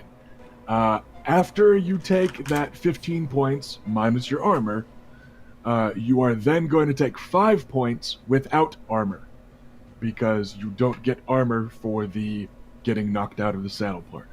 The good news is he also got knocked out of the saddle, and you hit harder than he did, so you got even more damage through on him that is kind of magically armor penetrating. So the pair of them go charging at each other on proud and powerful war horses.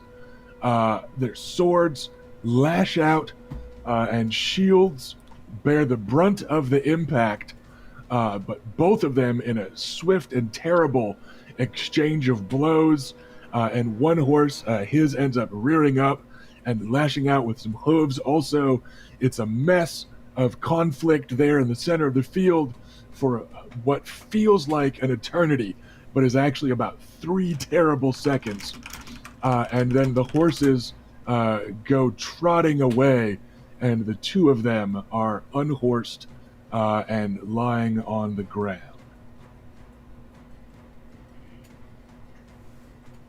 And Well, with that, time to get up. right, figure out your injuries and or wounds, because I know he had to take some, but let's figure that out, and then you're going to be making an agility roll with the quickness specialty for initiative, because it is falling into normal combat now. Correct. So his initiative roll... His dice are very hot today, even though he has not gotten many of them. He's got a 10 on initiative. So do I.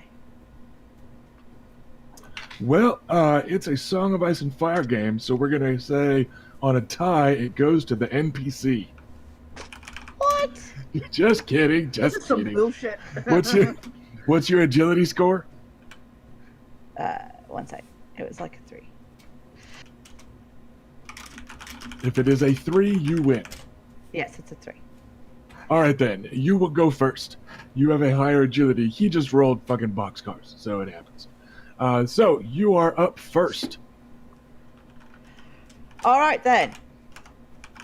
I get to my feet a little bit dazed because I haven't been knocked from a horse quite that hard in a long time. All right. You are wearing, was it half plate? Yes. That makes it a major action to clamber to your feet.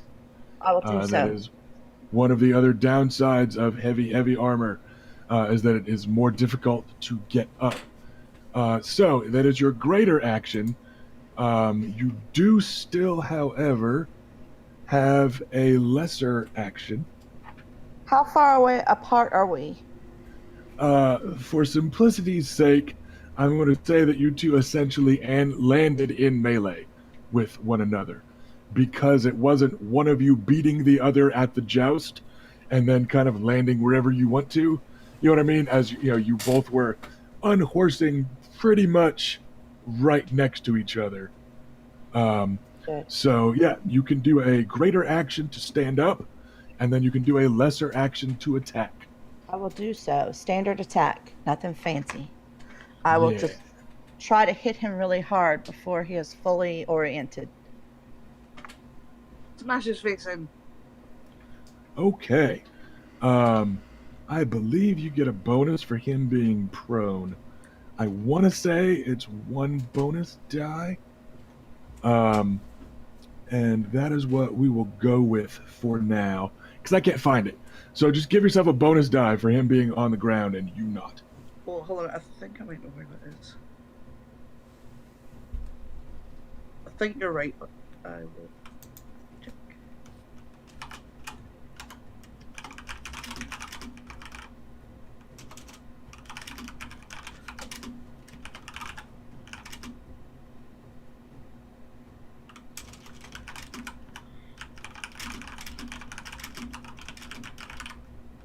$19. That is a very solid roll. You guys have some pretty hot dice today. All right.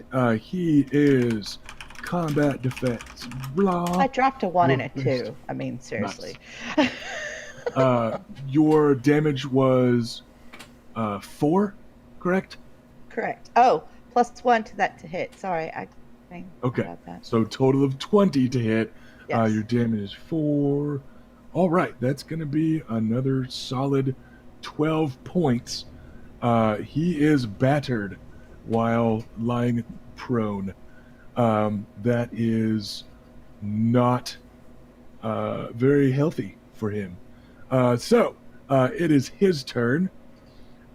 He will stand up, and then he will attack you back. And in close, you see the whites of his eyes behind the visor of his helmet, and you can hear him kind of panting, groaning in pain, some because he's gotten walloped pretty hard with a couple of back-to-back hits. It looks like he's feeling about as bruised and battered as you were feeling, but he is going to give it a go.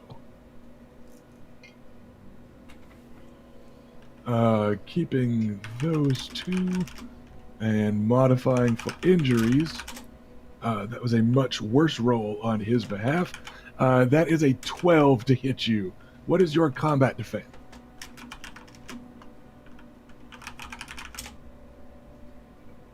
Hey. Okay. He is going to go ahead and use his destiny point to keep that die, which will give him an extra degree. But that means he hits you for 6 points of damage, which your armor should handily absorb. It does. So the two of you are able to kind of clumsily clamber to your feet, heaving and panting.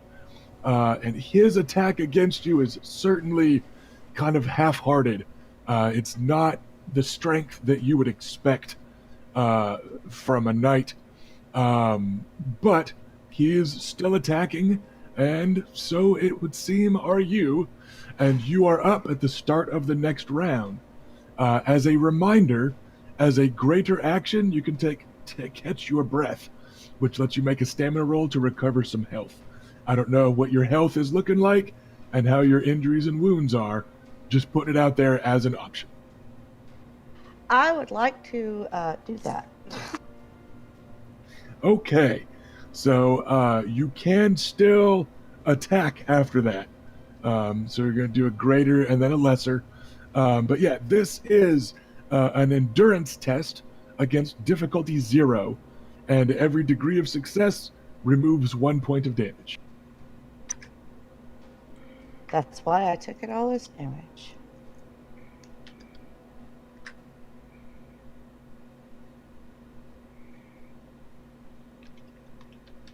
I rolled 18!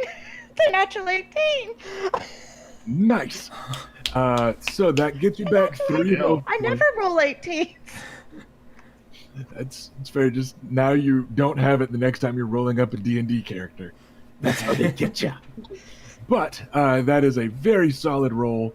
You're going to get back 3 health points from it, which is, base damage of a decent sword strike. So you're able to kind of gather and compose yourself, get your feet back under you, adjust your shield after the fall, and you can still do a lesser action for an attack. I'll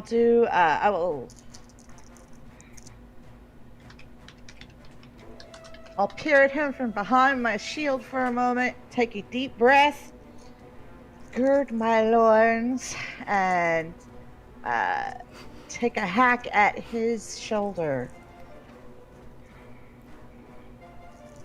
It doesn't really matter. They don't have called shots in this game. I'm just saying it.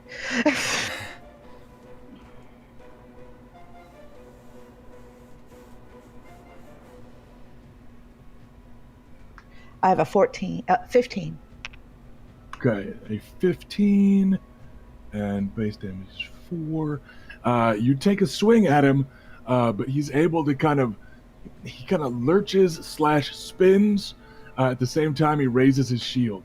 It's an exaggerated motion, like you would expect of somebody that's in pain and has been battered pretty hard, but he is able to get his shield up, and between that sturdy shield and the bulk of his armor, he's able to seemingly completely absorb the blow. So it is his turn to attack. He's going to do a lesser action to aim, which gets a bonus die. It's 1 extra die to roll, but not keep. So he will do that to offset some of these penalties that he has accrued. And even with that, he's looking at a 12, which I believe is going to, still not be enough. So your armor, your shield, and your weapon training are able to once again deflect his pair of sword strikes. He kind of lunges at you with a forehand and a backhand. He's looking pretty sloppy, and you hear him kind of hissing in pain every time he's rolling that shoulder. But he is still coming at you, and it is top of the next turn, and you are up.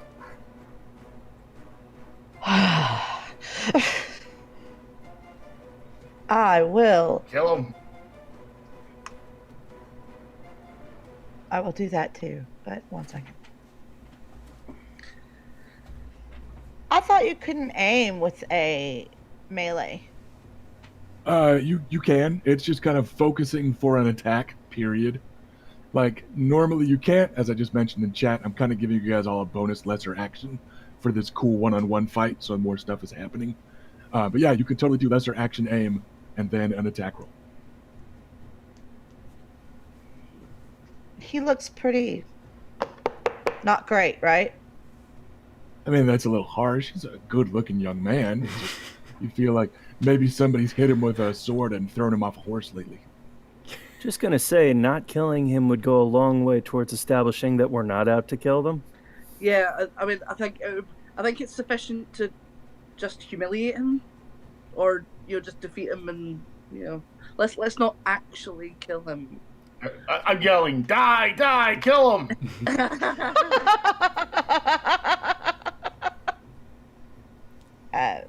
All right, I would like to. I'm going to perform just a regular attack. Yeah. I'm gonna sit on this reckless attack because I want to do it, but I don't want to do it till I think it's gonna be the last attack. Okay. Do you want to aim and then attack? Get the extra bonus die? Yes, that will be good for an extra All bonus die. That's part of why I'm giving you guys the extra lesser action every turn. Just keeping things going a little bit faster. Because also both of you are not super ninja primary combat characters, and you are both in heavy armor. So I want to encourage good rolls. 22. I suppose that counts as one of those good rolls I'm trying to encourage. Is that counting your bonus for Castle Forge? Yes. Okay. Just I remembered it. That's absolutely good. All right, so he has combat defense. This so 9, 4. Your damage is a 4. That will be 16 points of damage going upside his young Adam Dannett head with a thoroughly palpable hit. Damn it, Dannett. That is okay. He reels backwards under a flurry. You're able to feint low. He has to lower his shield, and then he just can't muscle the shield back up in time. So you're able to connect pretty solidly with his helmet with one, and it rings out. He gets his shield up there, but you're hammering him pretty good. And he stumbles backwards, but then he plants his feet and he muscles forward at you again. And you hear him hissing under his breath, "For the 15, for the 15, for the 15." And he is going to spend a destiny point to ignore his penalties for this attack. He is going to aim, and he is going to do an aggressive attack because he knows he is losing this shit. But he does not want to shame his father and let down the small folk that you blackguards slew so mercilessly. So he is pouring it on you as much as he can, which gives reckless attack is +1 kept die, no penalties. All right, your combat defense again, please.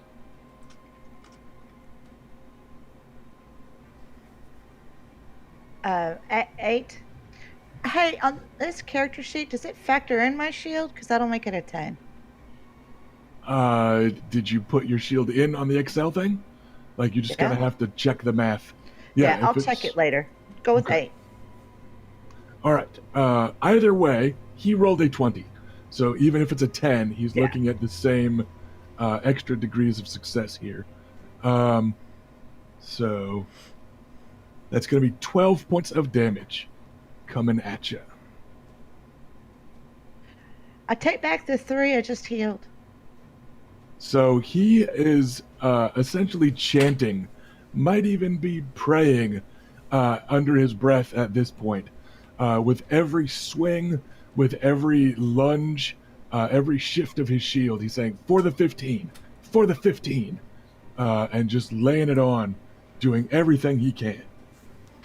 I feel And kind you of bad are about up. this. He legitimately believes we murdered these people.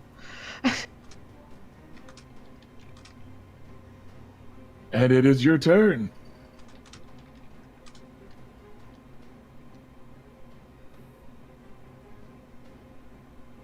All right, then. I will perform a reckless attack.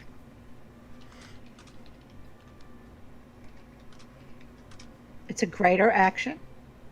You gain +1. Capital D. I don't know if Yes. that's just That kept you die? get to, yes, you get to roll and keep 1 extra die. But your but I combat have to take defense a minus drops 5 on my next defense. Yes. So it is very reckless. That's why it is called that.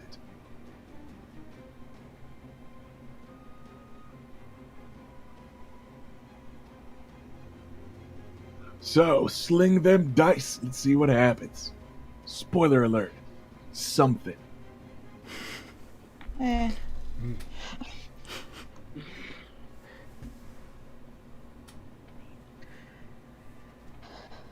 20. She sighs wistfully with just a 20. I could All spend right. a destiny and make it a 22 if that'll make a difference. Well, he is at -5 combat defense from his own reckless attack last turn. So yes, So if I you will are take. I will going spend for it. a finisher. All right, so you spend a destiny, gets you a 22. Did you remember the Castle Forged bonus? No. So a 23 then. All right. You are Thanks again, able Lon. to just wail on him. He is way off balance, and he kind of exhausts himself in that flurry of attacks, battering at you and your armor, and he is not able to really meaningfully defend himself from this flurry of attacks. And you just slam the shield into his armor again and again. Now, the good news is, or slam your sword into his armor again and again. The good news is it is a sword, and he's wearing heavy armor, so they're actually like terrible for killing someone in heavy armor with. But you are able to land these shots with force and accuracy, so you're able to hit at like the elbows, where he's not quite as protected. You're able to ring his bell by slamming into his helmet again and again, and eventually those are going to get through and do some damage. You start wailing on his right shoulder because you hear him kind of hissing in pain every time he attacks, and you know his shoulder's kind of jacked up from the fall, and you just pour it on, and you pound him down into the dirt, and he staggers and stumbles backwards, and his shield falls from his arm as he swings his left arm out and desperately kind of grabs for the railing that splits the jousting field, like a boxer grabbing for the ropes, or an MMA guy trying to grab the chain link in the octagon. And he's able to not quite fall, and he is down on one knee, and you hear this metallic kind of hiss from inside his helmet as he says, "Father, sorry," and he just tumbles face down in the sand. I step back and salute with my sword and put it away. You see Maester Ferris come scurrying up from his end of the field. Now, technically, we are using the full defeat and consequence rules because this was not a joust. This was a real combat. You're going to be facing real injuries and wounds from it. So, you can choose death or maimed or unconscious for him. You can't really force him to take the black for this, and you're not going to be able to take him prisoner for this. Well, I don't want him to die. He honestly believes, I mean, obviously, he honestly believes we murdered his people, and he is doing the honorable thing. Yeah, I just name him. also, I will take unconscious. I mean, you don't have to justify it to anyone. You could choose what you want to choose. I was just reminding you those options. So, death is just what it sounds like. Maimed lets you either give someone like the maimed quality, or permanently reduce one of their attributes by a rank which doesn't, in a way that makes sense. and it doesn't need to be physical either. It can be Yeah. like status and stuff like that. So you get to choose. It has to make sense, but you're going for unconscious, which is the fairly benevolent option. And the Maester rolls him onto his back and removes his helmet. As the helmet comes off, there's a spattering of blood on the sand, mixed with some sort of bile or vomit. He was working himself to death out there trying to hit you. He is sickly pale beneath his helmet, and the smear of blood and bile streaking his face is especially stark and dark against his unhealthily light skin. And there's a cut high up on his face from being battered inside his helmet, because helmets aren't perfect. Heads still rattle around in there. So he's bleeding a little bit from up there, and his eyelids are fluttering. And even in unconsciousness, he's got this grip on his sword that he refuses to let go. And Maester Ferris, though, is technically interfering at this point, but he clearly and formally announces, Your Grace, my lord yields. The accusation is withdrawn. And it's a maester's kind of reedy voice. It doesn't really travel over this kind of background noise. So Robert says, The gods have spoken, and even they listen when steel sings loud enough. Fine. The Dannets withdraw their accusation. House Nymaryen had naught to do with the butchering of small folk. Let none speak on the matter. Clean up this sand. Let's get on with my daughter's fucking tourney. And we're gonna take a break, because we are at the halfway point of our stream. So we will see you all back, and we're gonna pick up with the first of our tourney brackets. And we will be back right after this break.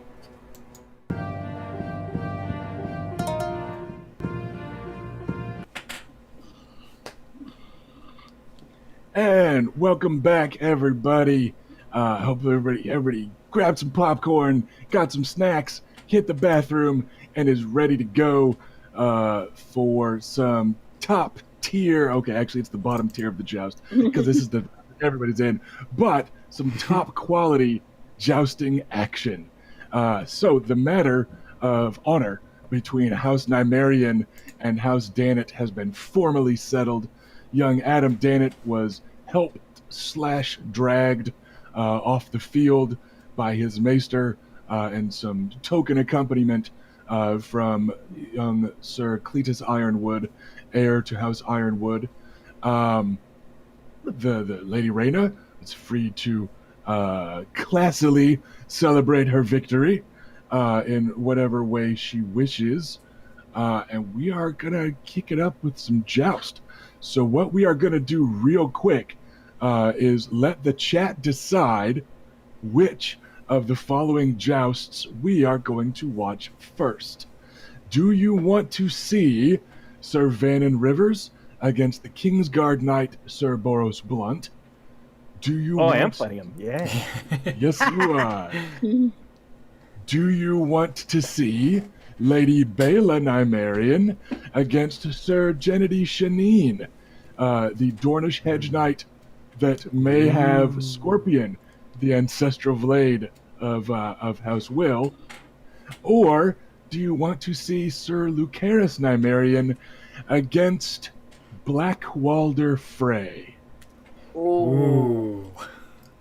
Those were the initial pairings that my Excel randomizer got. With the exception of one, I did fluff the Gennady Shaneen one around as a royal boon to House Will. She had some not terribly important other knight. But that's what we got. We want Vannon against Blunt. Do we want Lucerys against Blackwalder Frey? Or do we want to watch Lady Bela try to help her cousin uncover the mystery of the stolen will of Valyrian? So chat, rattle off some names, chop, chop, and we These will are get really these good. PC jousts out of the way. Yeah, these are some good Hard first round choices jousts. there. I'm in it for all three. There's a reason that I was excited when I ran this randomizer, and I was like, oh, this is going to be good. The fucking bastard got a Kingsguard. Yes! I was pretty happy. And just, everybody loves to hate on Freys.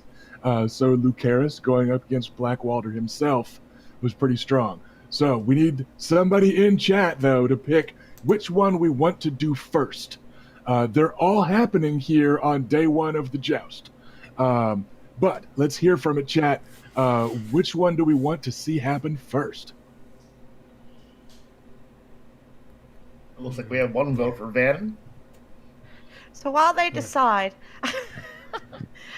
my thing is I'm gonna go and strip out of most of my armor and get something really cold to drink, and then come and sit down heavily. Sure. There are kind of preparatory tents nearby. There's a maester's tent just off the tourney field, and then there's a similarly, tent. They're all wrapped in Baratheon shit because they're royal tents that are available to the knights that are contesting. So yeah, you're able to get changed. There are drinks aplenty that are available, and there's a bit of milling around. This tourney, they've actually got the jousts being done on sand instead of grass. It rained recently enough that they knew it was all just going to churn to mud anyway. So instead it's got sand. So it's, some fancy footwork differences there in traction or whatever. But any knight worth their salt has practiced on both, yada, yada, yada. It'll be like home turf sand. Well, and the sand may be Dornish red before too long. But there's time for everyone to get ready. An army of squires and pages are seeing to the needs of the highborn, all here near the kind of royal pavilion over here. It looks like Cersei completely could not care less. You do see several Kingsguard that are on duty, and they've got their full armor on, etc., etc. And you see the ones that aren't wearing helmets seem to be the kind of casual Kingsguard that are kind of off duty. This close to the royal pavilion, you're actually able to see one of the on-duty ones is Jaime Lannister, who does not look happy about not being in the lists. But you guys probably don't mind that. No, and also, Sir Barristan Selmy, who is keeping a sharp eye out on the tilts, the crowd alike, but does not look bothered by not being in the joust. Everyone knows he was a tourney champion just a few years ago. Even in his advanced age, he is certainly no slouch. But it looks like no young up-and-comers will get to test themselves against the cream of the Kingsguard crop. So you've got some Kingsguard on duty. You still see some of the Kettle Blacks kind of mingling around. Honestly, they all look kind of the same. They're definitely brothers. Like, they've that Stark family resemblance. Well, not House Stark, but you know what I mean. They've all got these kind of aquiline features and Right. dark hair. They're all, well over 6 feet tall, pretty broad-shouldered, etc., etc. One of them is still here. The one in his arm in his sling is still kind of lounging protectively somewhere near Joffrey, who is eagerly watching the jousts, probably hoping somebody's horse eats a lance or something, the little bastard. All right, then. I see several votes to kick things off with Sir Vannon Rivers up against the Kingsguard Knight, Sir Boros Blunt. Hey, go get him. At the far end of the tourney field, you see a large knight in white and gold enameled armor with a proud white destrier being led up to the field by one of those weedy little Lannister kids. You can't tell if it's Lancel or Tyrek because you don't know them well enough to care to tell them apart, but they're both the little half-a Jaime clones. They're currently squiring for the king, but you also see John Aaron's squire helping out some Kingsguard with other stuff, and yada, yada, yada. So it's all kind of tangled up there, which you're used to, Lucaris.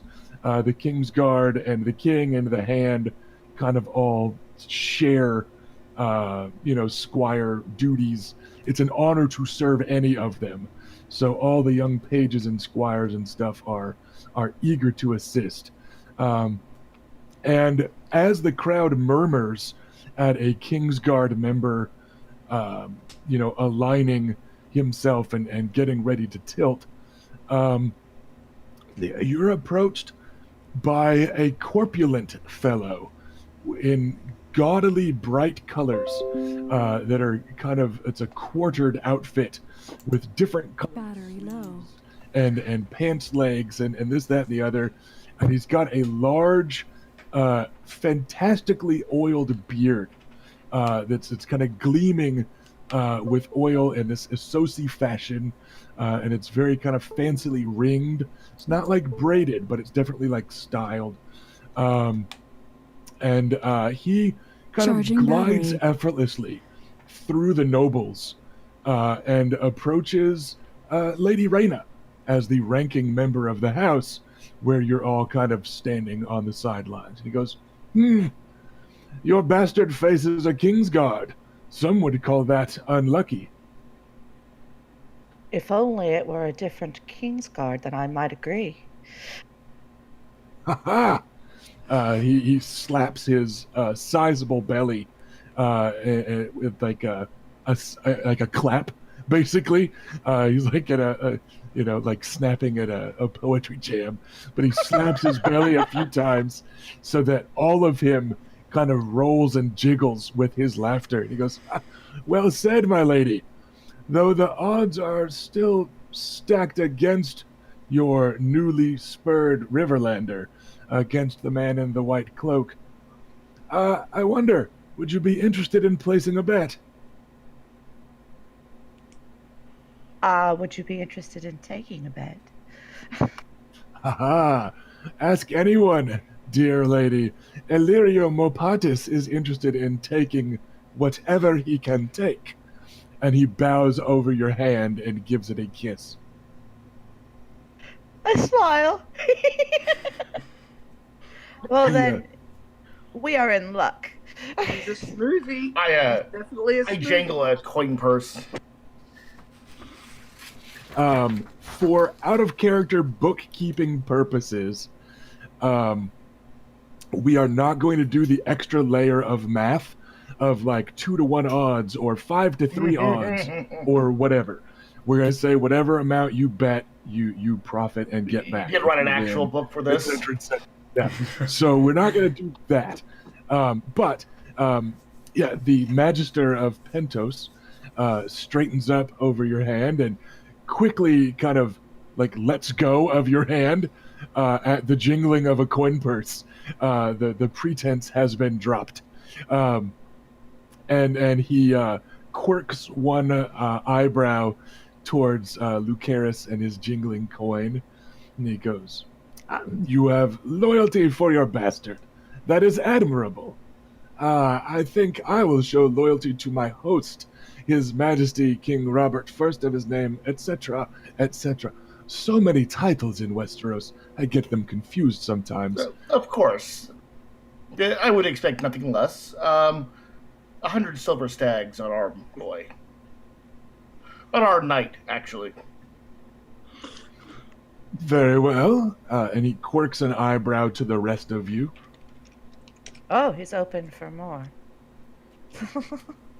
He's a bookie. He's a merchant prince and magister of the free city of Pentos. They just like coin. They like doing stuff with it. He will take bets from whomever. I'll put a gold dragon on Vanya. He flashes his teeth in a sunny smile that splits his oiled, perfumed, you notice this close beard. He goes, a bit more confidence, as befits the blood of old Valyria. I passed my betting coin on to Adam, but let's say a gold dragon. Yep. I will also bet a gold dragon. All right. Illyrio Mopatis he graciously smiles at each of you. Just so you know, chat, out of character, we're using the text over in Discord to keep track of some bets. So don't worry if we're losing track or whatever. But he will cheerfully take whatever bets you all offer while just overflowing with praise about the honor and glory of House Baratheon, etc., as his means of showing confidence. He never actually shows any confidence in Boros Blunt. He never actually compliments Boros Blunt, but each of you gets this kind of loquacious acknowledgement of your bet and how proper and appropriate it is for you to feel that way about your man. And then he's like, but alas, but he always compliments King Robert. He's never like, but I trust Boros Blunt to whoop your boy's ass, right? Like, he never actually talks about Boros Blunt in a kind of complimentary manner. But he enjoys the wordplay of it. Every single one of you gets this kind of flowery back and forth, but you all have high enough passive awarenesses that we're not bothering with a lot of awareness rolls that I normally would in an RPG game. But you notice that he just kind of very carefully doesn't actually talk about Boros. So, with that out of the way, there's that time to kind of mingle and wager as the crowd murmurs at Boros Blunt. And in fairness, at a distance, Boros Blunt does cut a dashing figure. There is a certain amount of just built-in intimidation in wearing the armor and the white cloak of the Kingsguard. So, you know, like up close, where you can see his kind of beady eyes and pinkish face and the jowly lips and just what an unpleasant motherfucker he is, he's less impressive. But sitting across from you on a tourney field atop a destrier that is eagerly, hoofing at the sand, he does look a little bit scarier. However, opposite him sits Sir Vannon Rivers. Vannon, what's your bitchin' armor and horse and stuff look like? Well, I've got a courser. I can't afford no destrier, though after this I might be walking away with one. Let's hope. The armor itself is dark burnished gray with, again, sort of a root, like tree root pattern going down the arms. The helmet has subtle elements that would speak to ravens. Other than that, it's just sharp and effectively put together. So the color of dark ashes, smoke. Okay, everyone is ready. Oris is kind of holding the reins of your horse there during this kind of downtime, and he gives Blunt a look, and he kind of looks up at you, and he's like, I'd aim high, I suppose. He'd have a lower center of mass than most. That's his helpful advice he is trying to offer. And with that, there's a ba-ba-ba-ba, quick little blare on the tourney horns, and let's sling some dice. So it's fighting plus animal handling, rolling a ton of dice, but then you're going to be keeping fighting -1 for the charge, and minus another one for that spear's specialty. You are up against the stat line of a Kingsguard Knight. So congratulations on just jumping in head first in your first major tourney. Yay! Okay, so fight -2, as you say, brings me to 3 dice. Zippity-doo-dah. Well, don't forget, that's what you're keeping. You're going to get to roll a lot more. Oh, okay. Do-do-do-do-do. Okay, I have rolled. Hot diggity dog. That's 10. Okay, well, I'm going to keep my 3 best, and that puts me at 17. Okay. For clarity's sake, you are very close to another degree of success. So to keep the destiny points flowing, just put it out there. If you can keep a 2 or better, by my math, that extra degree of success would happen. So it is your call. It seems like a good time to use that destiny point. Lock the Decker. I think you got one, yeah, from Luck. So that gets your total up. Give me the revised total again. 17. And what does the destiny point get me again? You get to keep one of your extra dice. You get to keep one bonus die. Yeah. Right? Yeah. Destiny points are important. I've been telling you guys. Then it's 21. Nice. Okay. That was a good He roll. also had a total of 21. Just for your own bookkeeping purposes, you have kept the same total as a Knight of the Kingsguard coming at you on your first pass. So your 21 against his... Okay, give me 1 second. I will make his ride test. Assemble your dice and make your ride test. This is animal handling plus ride, because you did get palpably hit, and I will get you the difficulty in a moment. So that's roll the 3, and the 1 bonus dice is So 4. you're rolling animal handling plus ride, and then you keep animal handling. Okay. Boop, boop, boop, boop. I rolled a 3 plus a 4, 7, 10. Did you buy wait. If I keep 4, that's 11. I believe you rolled 4, kept 3. Okay, in that case I have 10. Animal handling 3, ride 1, correct? 10, yes. Okay, so you are rolling 4, keeping 3. 10. I know you got a new horse. Did you buy a castle-bred horse? Did you pay double? I did, actually. Okay, So. you get a +1, not on like your passive animal handling, not the difficulty to be hit, but you do get a +1 when you are rolling ride for this. So that gets your total to... So your total... Oh, you're asking. Sorry. Yes. If it's +1 die or +1 to what I roll. Just +1 total to your roll, just like a 11. castle forged weapon or whatever. Okay. 11. Okay, you are both going to be unhorsed.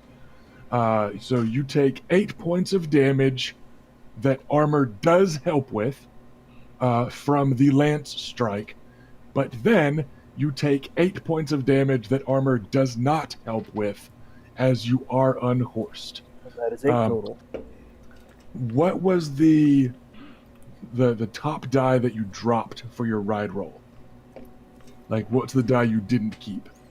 Oh, it was a 1. Okay. Yeah, that would not have helped. If it was close enough, I would let you know. So you could have stayed a horse. But the two of you are now simultaneously unhorsed. So I believe your armor should absorb the lance strike. But then you get this 8 points of just the world smashes up and hits you in the kidney, right? Because you just go spinning and tumbling from the saddle. The good news is he had a lot more weight in his armor when he hit the floor than you did. But now is the moment of truth. Do you spring immediately to your feet and call for a melee weapon? I think I will. Okay.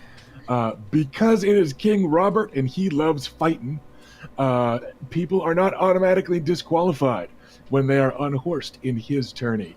If they immediately vault back to their feet and commence to attack him, then this is what happens. So, Sir Boros Blunt heaves there for a moment, and he has to kind of roll and then clamber, partially because he's not in great shape, partially because he's in heavy armor, much like you. It's a greater action, but he has some trouble getting back to his feet, but he does. And he yells, "Axe! Axe! Damn you, boy!" And is reaching out behind him towards that Lannistarian squire that comes scurrying up and brings him a long axe, like a big two-handed axe.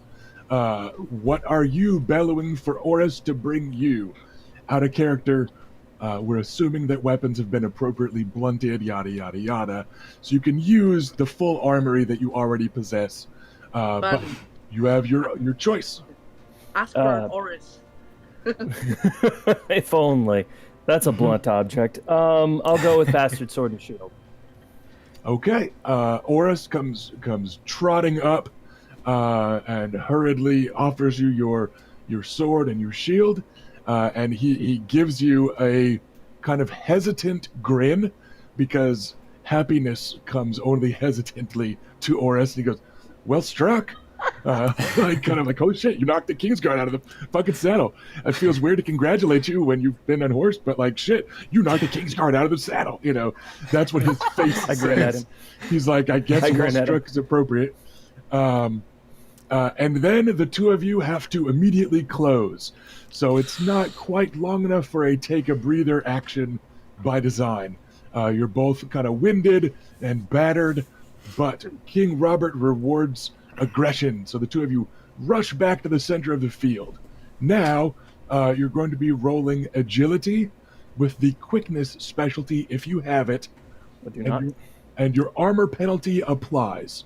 And this is just standard initiative. All right. In that case, it's Standing, 4. cheering. All right. You have trounced Sir Boros Blunt, who actually had a negative result. So, because he rolled a 2 on 2 dice, and it was as bad as could happen. So I'm going to go ahead and also give you that bonus lesser action for this phase. So again, no worry about movement. You guys close, and then he's just still kind of winded, catching his breath. You are able to absolutely seize the initiative. So this round you get a lesser and a greater action. Ooh, is there a disarm option? Or would that be frowned upon? There is. There is. It's kind of difficult in that it is equal to your opponent's passive fighting.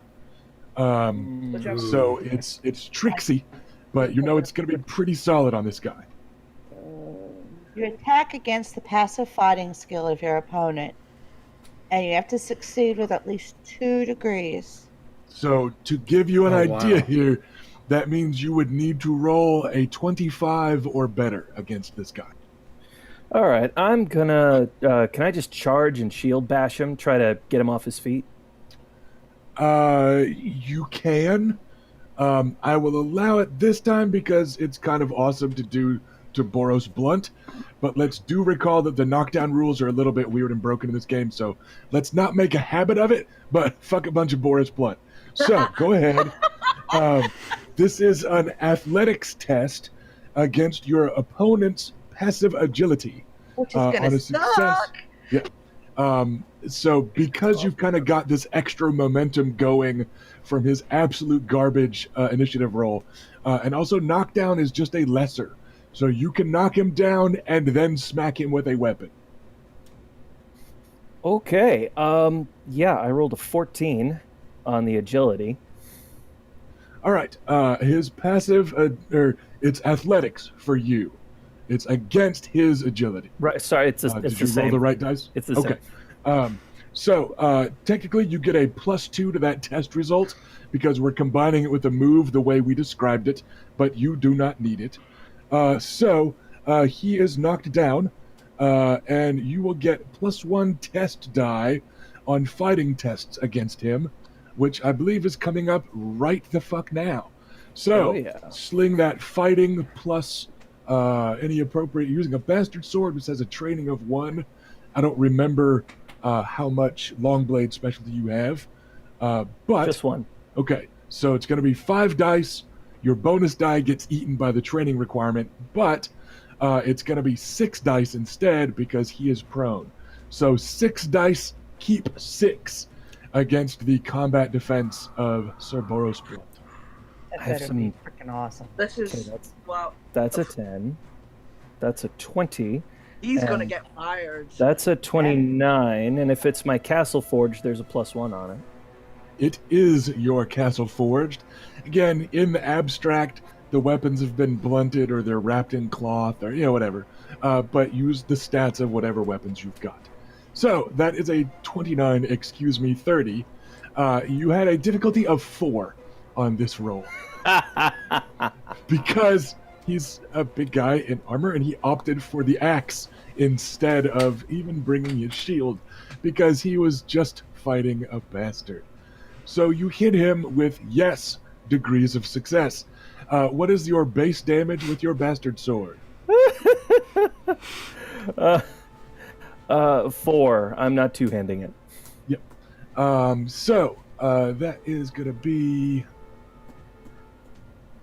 24 points of damage.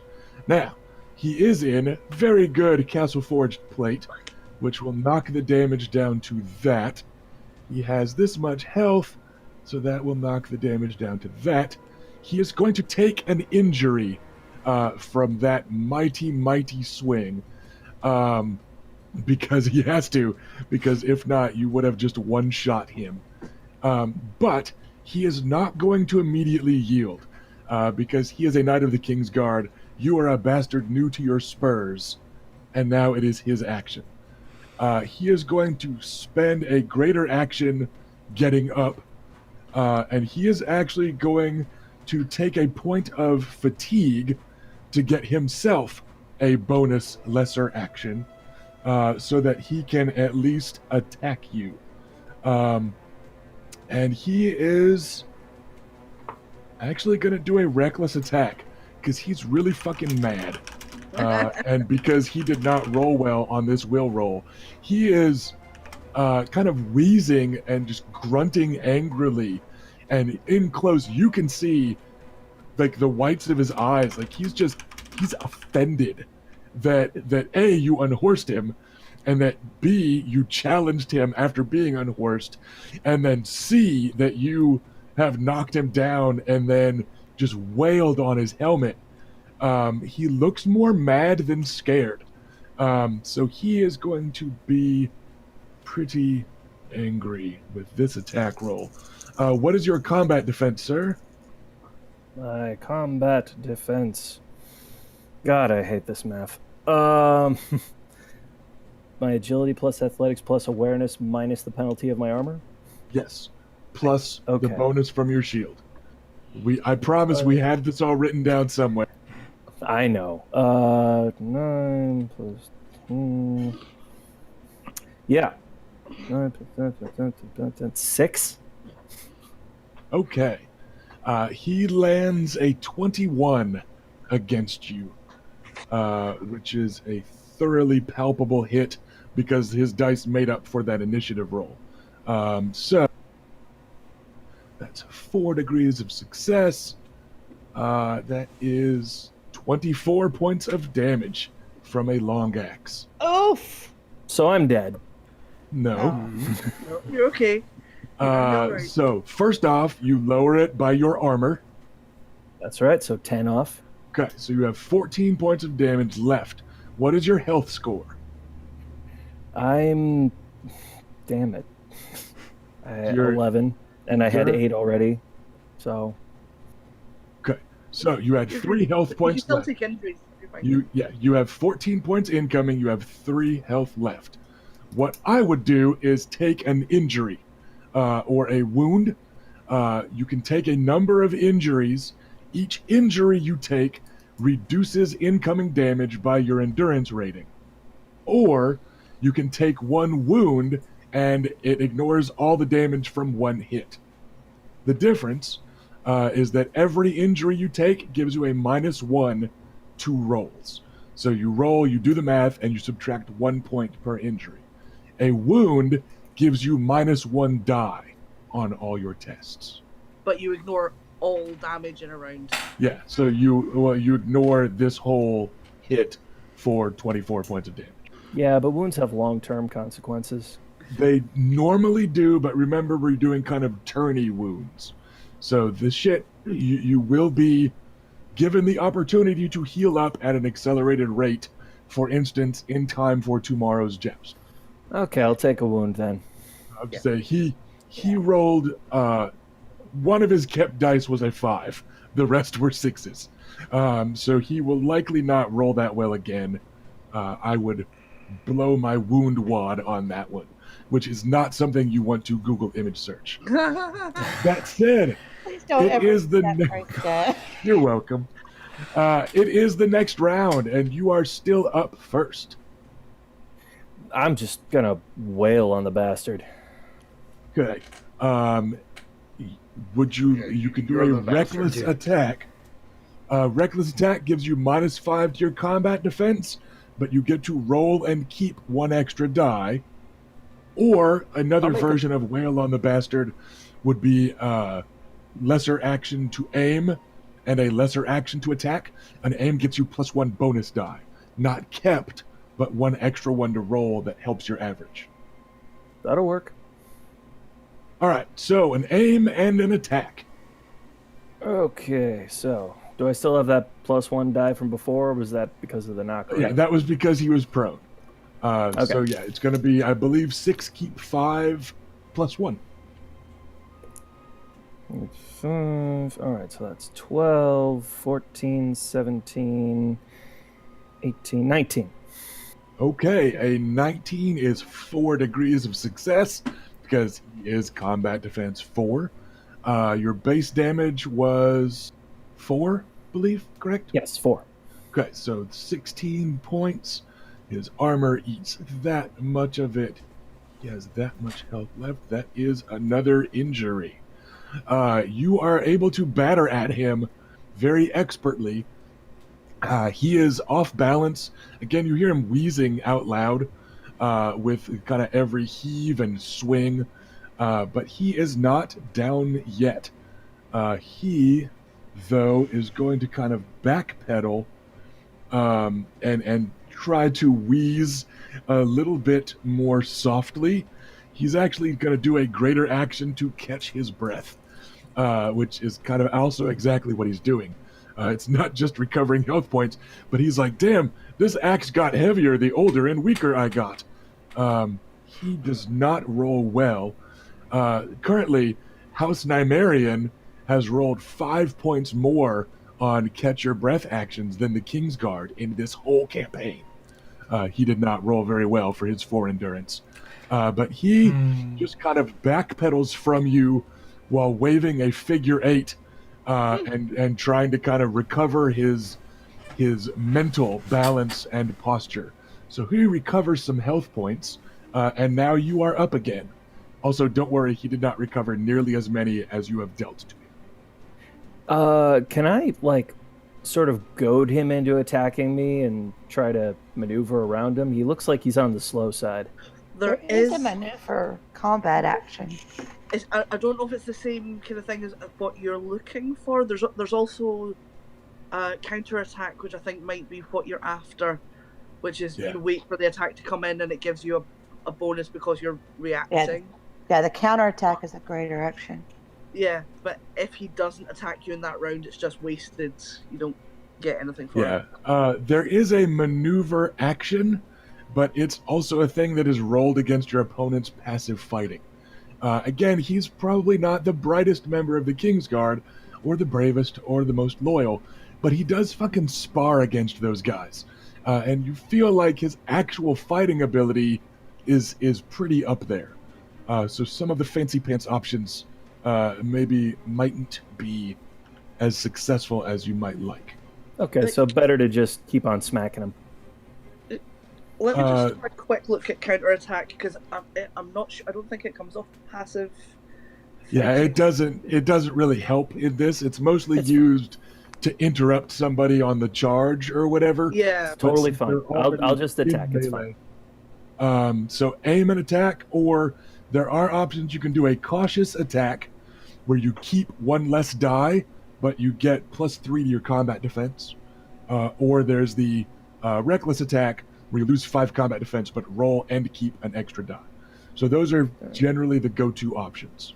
We'll go vanilla. I gotta beat this guy or not. He's hitting too hard. So aim plus attack. So 6 dice, keep 5 plus 1. You're looking for a 4. You're definitely winning this war of attrition at this point. Get it! Oh, let's see. 10, 8, 20. All right. That is yet another solidly palpable hit. That amount is going to get through his armor. He is battered backwards by another flurry of powerful bastard sword strikes. A little bit heavier blade than your standard arming sword. He's catching them on the haft of his axe for the most part. A few of them hit his gauntleted hands, and then the axe just gets kind of battered off to one side. And once it's out of line, you're able to land several ringing blows on his helmet and shoulders that just drive him backwards and down. And he stumbles backwards in the sand and falls on his rump. On my feet, yelling. And after he is knocked off balance for the second time, he tosses his axe into the sand and throws up his hands.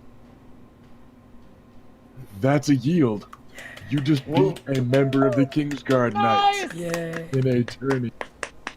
Take a step back, salute him, turn to the king, salute again, pull off my helmet so they get a good look at this bastard. The crowd is kind of hushed as you're saluting and stuff, and then you hear some laughter, and he's struggling back to his feet, but without his axe in arm's reach. He reaches over and he's trying to use the railing between the jousting lanes, and instead he grabs on some of the ribbons there. So he starts to pull himself up, and then he falls back down, just off balance. He's probably concussed, and the crowd starts just laughing and cheering. They're saying Vannon instead of Rivers, but you hear an assortment of Vannon, Sir Vannon, Vannon, the Sir Raven, Vannon. the Raven Knight, Vannon. And then My name? you hear Boros Blunt. There's a metallic rattle as his gauntleted hand lashes out at one of those Lannister squires that's trying to help him to his feet. And eventually, he clambers and curses and groans his way back to his feet. He removes his helmet in the process, and you can see some blood streaming down from his nose. It looks Don't like you mean my helmet? Well, not yet. I know. But yeah, it looks like you battered him pretty good. And King Robert says nothing on his throne. He's just glaring, and he's got both of his mighty hands on just clutching the armrests. Queen Cersei gets up and strides away, just without a word. She just gets up and stalks off the stage. Marcella kind of notices a second later and hurries after her. And the first round of the tilt is over for Sir Vannon Rivers and Sir Boros Blunt, and only Sir Vannon proceeds to the next phase. Just out of curiosity, and for records, what were the odds on Sir Vannon? Just so I know how much money we're getting back for that. Again, odds are completely even for the mathing. The crowd thought the odds were about 3-1 against Vannon. I thought the odds were about 3-2 against Vannon, mostly because the Kingsguard have really good gear. Sir Boros Blunt's stats were a little modified from a Kingsguard Knight, but I knew that they were actually surprisingly comparable in a fight. So I edged it a little bit towards the Kingsguard in my own personal bookkeeping, because the Kingsguard have Council Forged, yes, and basically whatever gear they want is high quality. And that was the main thing that Sir Boros Blunt had going for him in this fight. So, that ends the first round of the joust for House Nymaryen. Real quick, do we want Lucaris or Bela to go next? What say you, House Nymaryen? Chat already got their say. Let's leave this up to the house. I want to see that scorpion mystique thing go. All right. Anybody object? Nope. I do not. I want to see Bela kick some ass. All right, then. We will do Lady Bela against Sir Gennady Shaneen next. And Sir Gennady Shaneen cuts a much less impressive figure as he makes his way up to the end of the line. He is on a Roundsea, which is kind of the humblest of war horses. He's a hedge knight. His armor is largely kind of a mismatched set. If it has a solid color scheme, there's some red enamel on more pieces than not of his mismatched plate. Lots of houses use shades of red, so he could have gotten it from anywhere. And it's also kind of a Dornish traditional color. A lot of Dornish houses use red. But he is not nearly as impressive as the dashing figure of Sir Vannon Rivers, much less of a white-garbed Kingsguard knight. But the horse looks healthy. You can tell, from a distance, like that's a proper war horse. There's nothing wrong with it. It's just not a mighty and impressive breed. And he actually has a squire that is pointedly wearing the colors of a different house. It's a minor house from the Reach that you recognize. And it looks like he's just kind of using a borrowed squire from House Crane, because you see him handing the boy a coin in exchange for his first tourney lance. It's not terribly uncommon for hedge knights to kind of rent a squire that way. Sometimes they use lowborn lands. But yeah, he is able to get his lance and couch it. His shield looks sturdy. He's just got a sun on it. It's a clear blue field with a stark yellow/yellow-white sun. So it looks like his sigil is just that greatest protector of Dorne, the fucking sunshine itself. And approaching him opposite is the Lady Bela. Lady Bela, how cool do you look? Pretty damn cool. I'm on a courser that is gray and silver, long dark hair for her mane, and I'm sitting on top of her in brigandine armor. It's dyed deep wine red, like our colors. It has silver scales over it to be the metal portions of it, and it's decorated so that it has like some red crossing spears along my chest. My helmet is kind of detailed to have more of like of a feminine type of a shape, with a red plume of hair going down the middle, kind of like a mohawk. The shield is a nice sturdy kite shield with my emblem on it. So it's two dragons that are circling two spears going up through the middle, kind of like a caduceus, and a fleur-de-lis kind of like intertwined into one sigil. And I'm holding a standard tourney lance and not my regular amazing spear. not your murder lance. Right. Tourney lances are provided. Some knights bring their own. It's not uncommon for House Tyrell to bring their own castle-forged tourney lances, because what's coin compared to a +1, but yeah, tourney lances are provided, and your regular weapons are available on standby. Oris is carrying them for you, and Or has propped them up in a nearby weapons rack.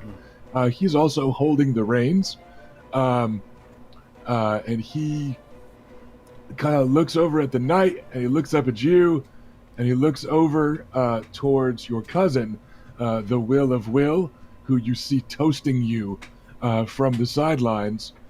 And he just goes, "Milady, I know that Will fella already talked to you about this one, so I'm afraid I have no advice to give." Don't worry about it. I've got this under control. "I think you do." And he lets go of the reins and kind of backs away. For the house, don't forget to be sticking with the Discord chat and placing your bets if you are betting them. Illyrio Mopatis gives a negligent gesture and just kind of shares with you the going Kingslander odds. He goes, "It's a hedge knight. I'm afraid that the Lady Bela won't likely impress anyone by beating him.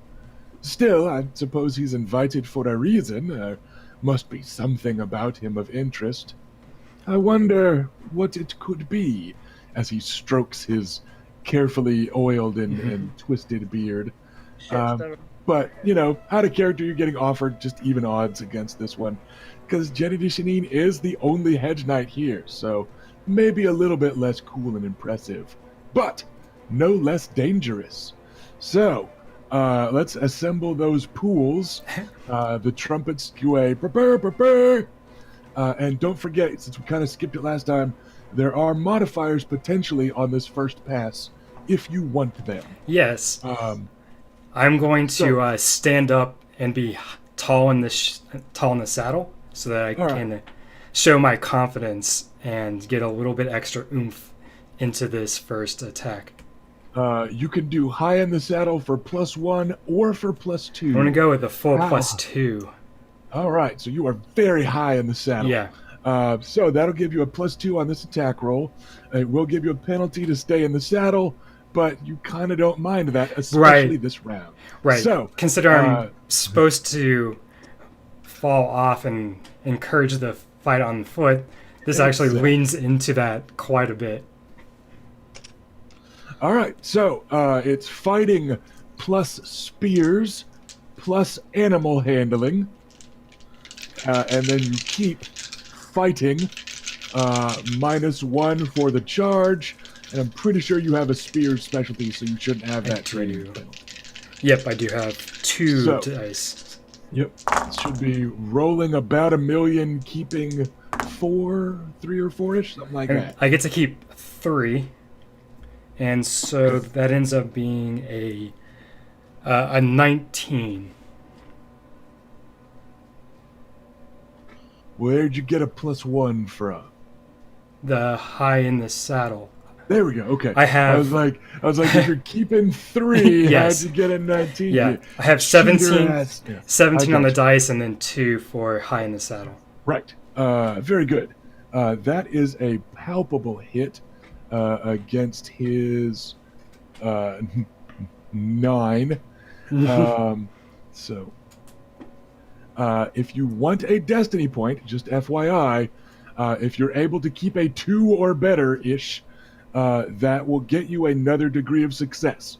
I mention it because I believe you just got a destiny point yourself, but that would get you an extra degree if you want that extra oomph in potentially unhorsing him. Yeah, let's do that. Let's make sure he goes down at the same time I maybe go down. We'll see. Okay, so just so you know, you have just automatically unhorsed him because he is rolling 3 dice and keeping 2, and you bumped his difficulty up to a 15.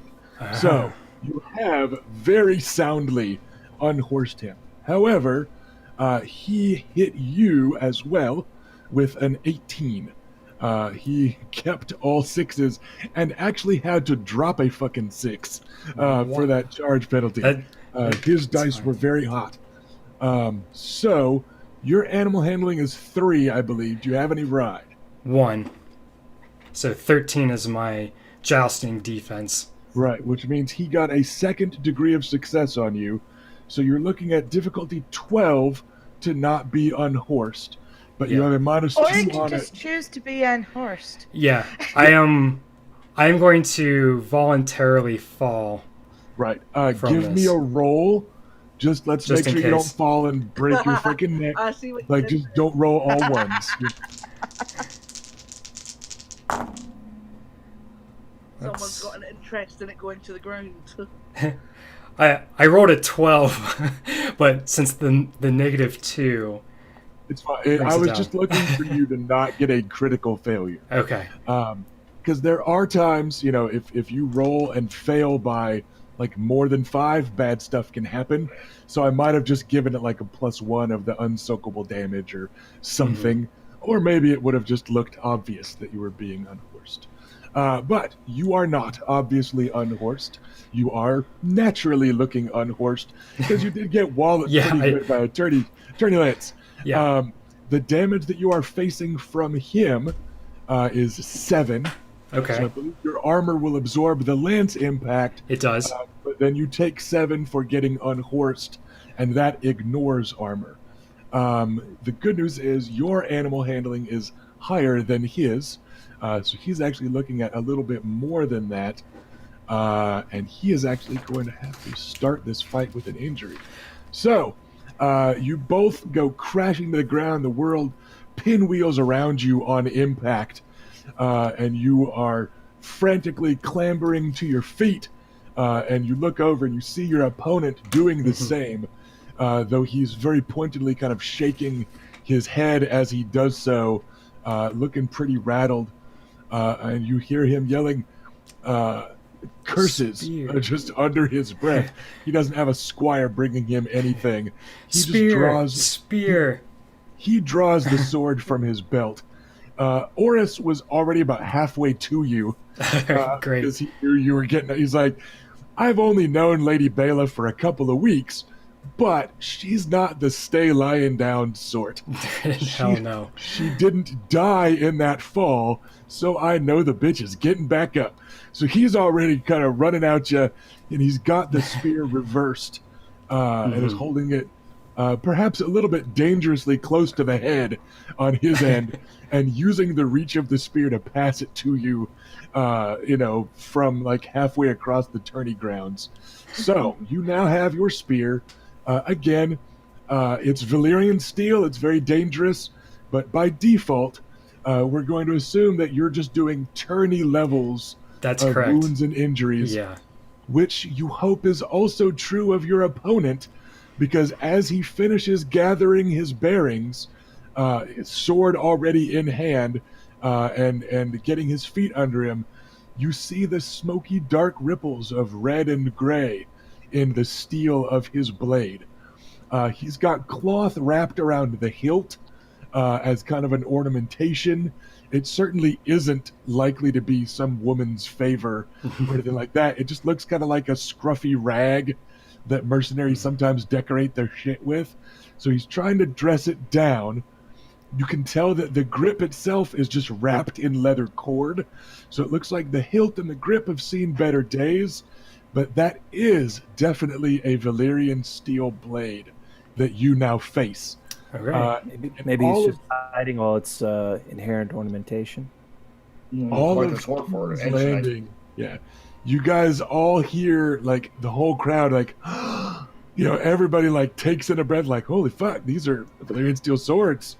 And out of the corner of your eye, you see Robert heave himself up out of the throne, and kind of, leaning forward for a better look. As you both roll agility with your quickness specialty, if you have it, with a wound penalty, if you have that, injuries, wounds, etc. His is not as bad as Sir Boros Blunt's. I apologize. Yeah. With my wounds and armor penalties, I have a 6. Okay. He has a 3. So you have still whooped him on that. He did not roll well. Like I said, it wasn't as bad as Boros Blunt, but you are up first. And again, you are assumed to already be within melee distance at the time the fight starts. So you have 2 lesser actions or a greater action. No excuses for super mega dramatic extra actions. Sorry. No, that's fine. I am fighting with the spear in one hand and the shield in the other, just for the record. And I'm going to take a simple action aim, and then a lesser action aim, and a lesser action to fight. All right, sling those dice. That should be a fair number of bonus dice to help with your overall likelihood of a solid shot. Right.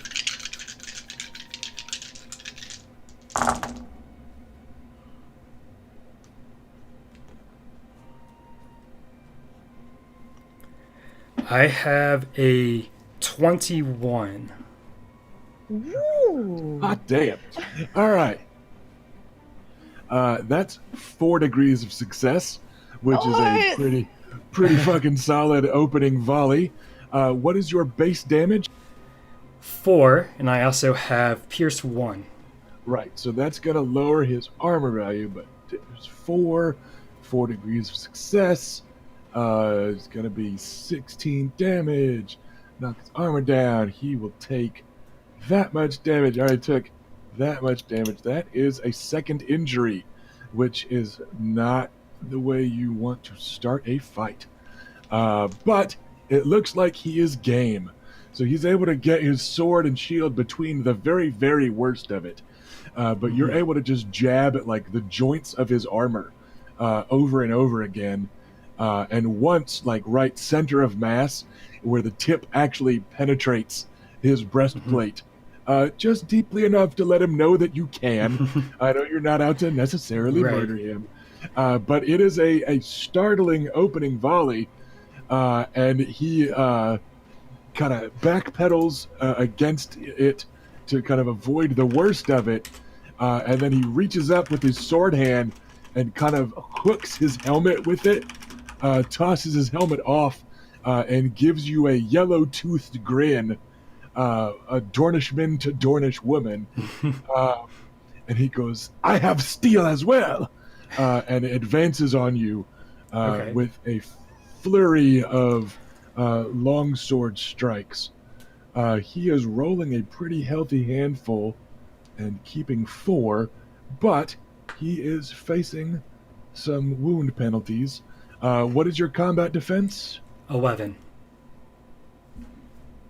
Okay, because it is a Valyrian steel blade, he is just able to eke out that next degree of success against you with his 21. Ouch.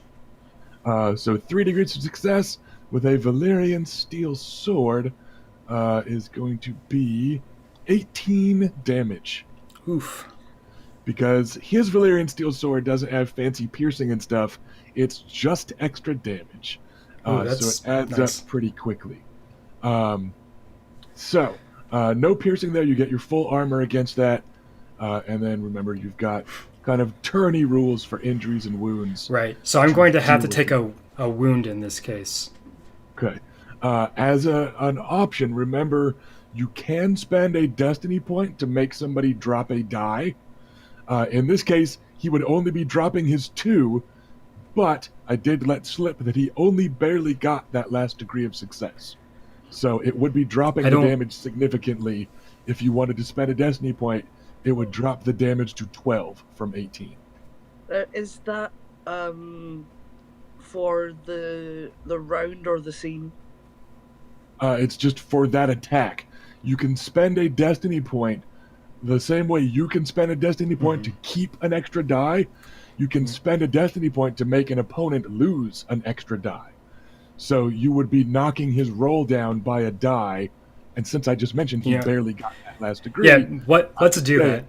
I will use my destiny point to have him drop that lowest die, and I will take an injury to just saying that was mitigate that.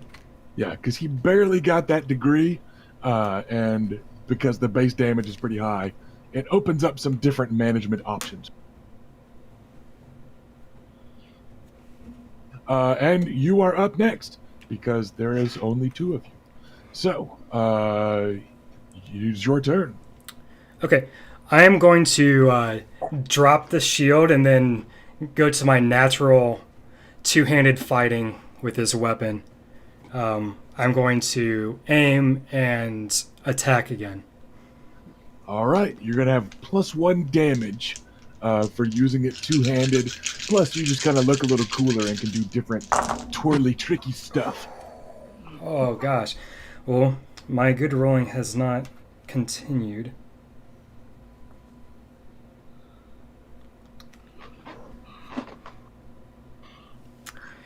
It's only a 14. Okay. He is combat defense 6, so that's still going to be 2 degrees of success. So base damage +1. Yeah, so 5 now. So 5, so that'll be 10 points with penetrating 1. So that is going to get through. Yeah, that's just enough. He has to take another injury. You are able to press him from multiple angles.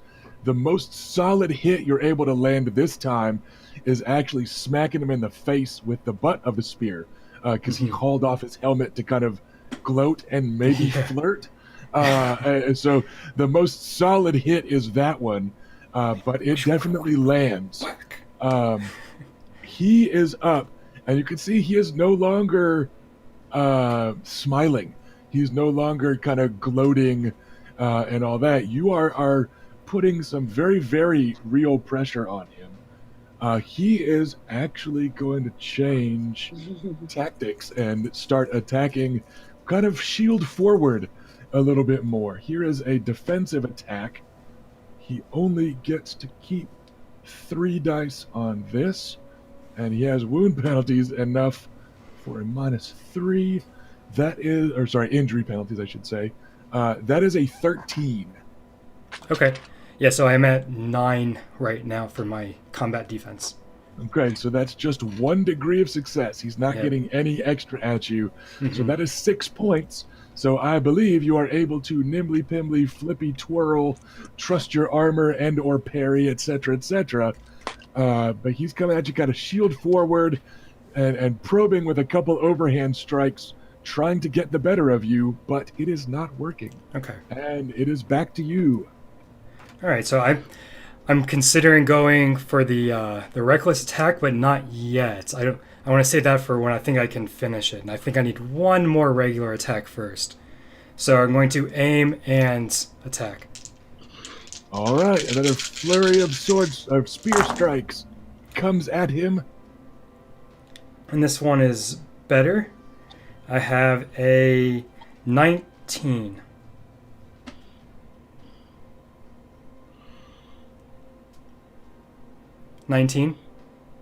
Okay. He did the defensive attack maneuver, or sorry, cautious attack. So he is up to a combat defense of 9, but you rolled enough to get 3 degrees of success on him. And with that, he is either going to have to take an injury or take a wound. He is actually going to drop. So go ahead and describe knocking him out. So I probed the shield a little bit, knocking it around until finally he just moves it just a tiny bit out of the way, and I use that to stick the pointing end of the spear right into his gut. And where normally against other enemies I might twist it a little bit to cut open the bowels, I don't do that this time, but just enough to kind of send the message like, look, I could really finish you here, but I don't. I pull it back out and then kick him with my foot to send him to his backside. Nice. All right, yeah, he is down and groaning, and he kind of tosses his sword down with kind of personal contempt. So he tosses it contemptuously, but like just disappointed in himself. And you think, like you notice Bela in close for a second, that his hand kind of follows it, like he's maybe thinking about snatching it back up, and trying to get you go, kind of a brigand or hedge knight type of trick to get you to drop your guard and then like gut you. But beneath the eyes of the king and all the rest of the capital, he thinks better of it, and the trumpets blow, ending the round. And all right, I will do a flourish and then bow to my opponent and then bow to the crown. Kennedy Shanine is slow in getting to his feet and has already grabbed a handful of sand and is kind of trying to pack it against his wound. Mm-hmm. And you hear him muttering and cursing under his breath. The king goes,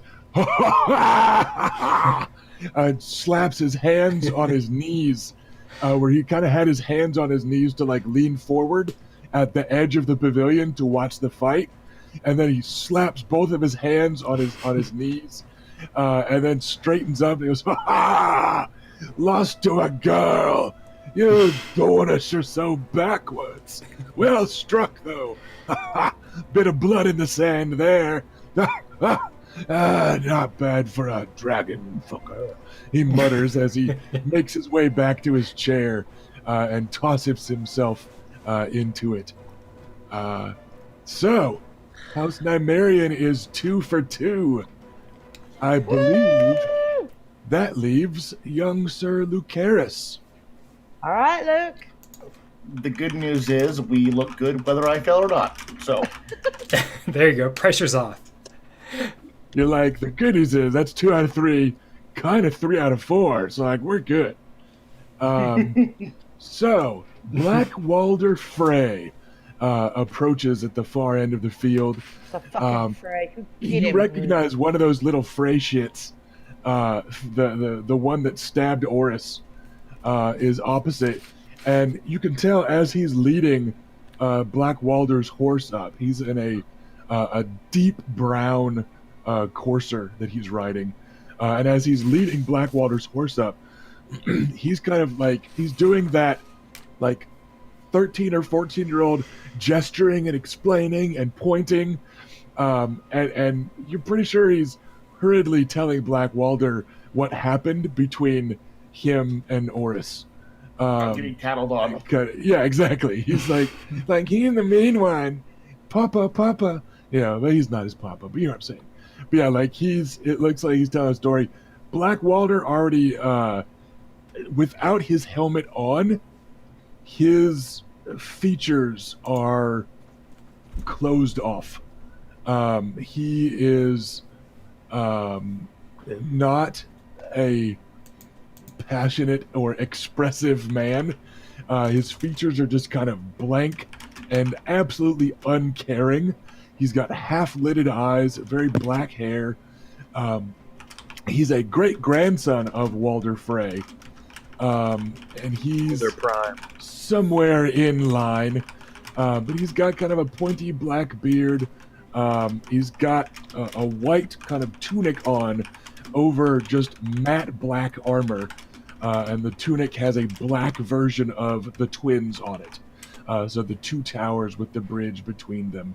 But it's just like a black outline of it. Almost like a shadow of the twins is what he's wearing. It doesn't have the little like brickwork type of stuff. It's just this like total black look.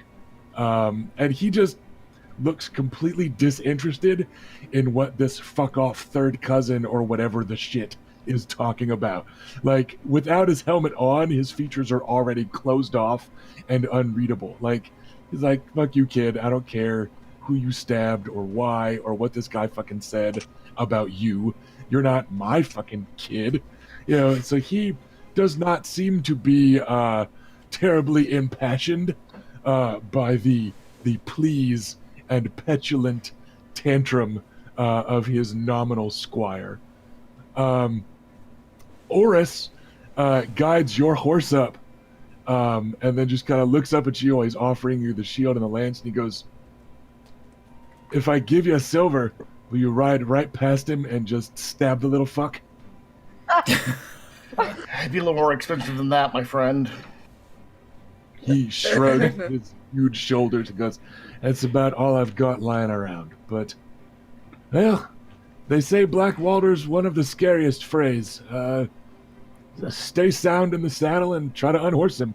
I suppose. He doesn't come down to the reach much. I've never seen him tilt before. Very well. Yeah, Luke will ride up on his black courser. He's wearing his new armor, which basically shimmers in the high sun. It consists of silver-like plate mail pieces wrapped down over dark gray silver chainmail in a half-plate configuration. The leather bits are dyed deep wine red, and the whole thing looks like it's modified to be as lightweight and agile as possible. His pauldrons have etched into the mail, and they're etched into the plate, and inset with gold the sigil of the house. And on the chest piece, there is his personal sigil, which is etched into the plate as well. It is a Weavern in profile, but it's inlaid with pearl. Did Ash design your armor for you? Okay. it was a compliment. It's just that was a really cool level of detail that we had not gotten before. It was my apologies. I thought you were implying that I was unnecessarily flashy. No, it was just that was Like, normally we're like, hey, Robert, what's Lucaris wearing? And you're like, I don't know, he lost it. He lost his shirt. I'm just glad that Sorry, we got the I completely really, misread really the cool. situation. No, that's fine. You already just flew the double birds at your GM. I'm sure that's just going to go great. No, when he's got his Go clothes, great for your big brother. when he's got Yeah, his I was going clothes, he for looks flashy. amazing. All right, Yeah, so the shirt I lost was pretty great too. Just yeah, lost it. so you're looking pretty fancy and regal and proud. He's looking very grim and sinister. I mentioned sinister for a reason. He actually has the sinister trait that gives him a +2 defense in the first round of any combat.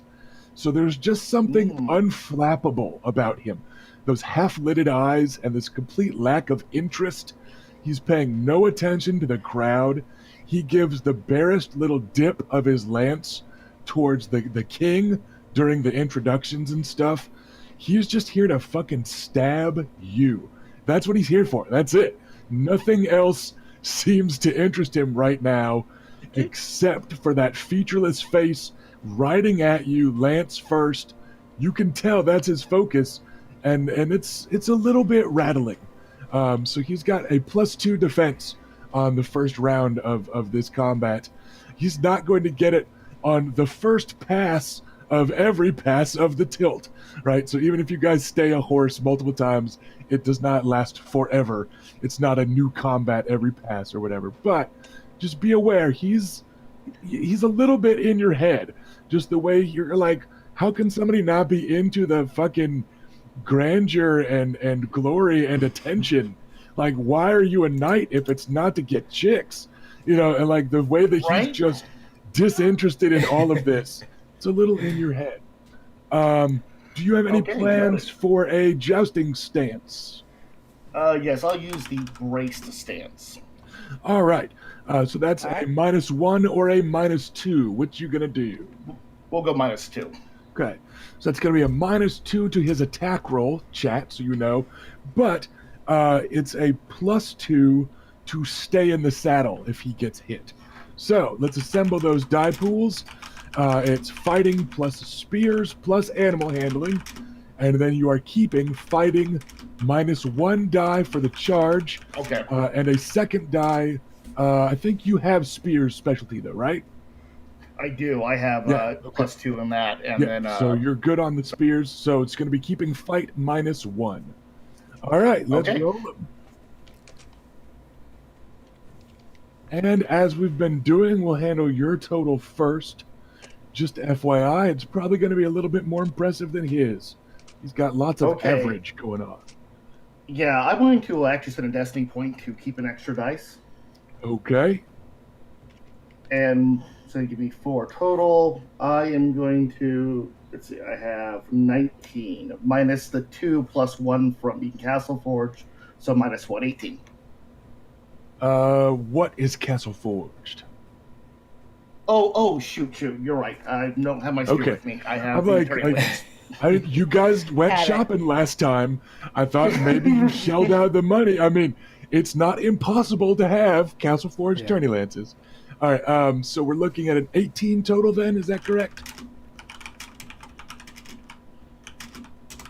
17 total. Okay, 17 after all the math. All right, he has got a 9, but he was going high in the saddle. So that is going to modify this roll for him to stay in the saddle.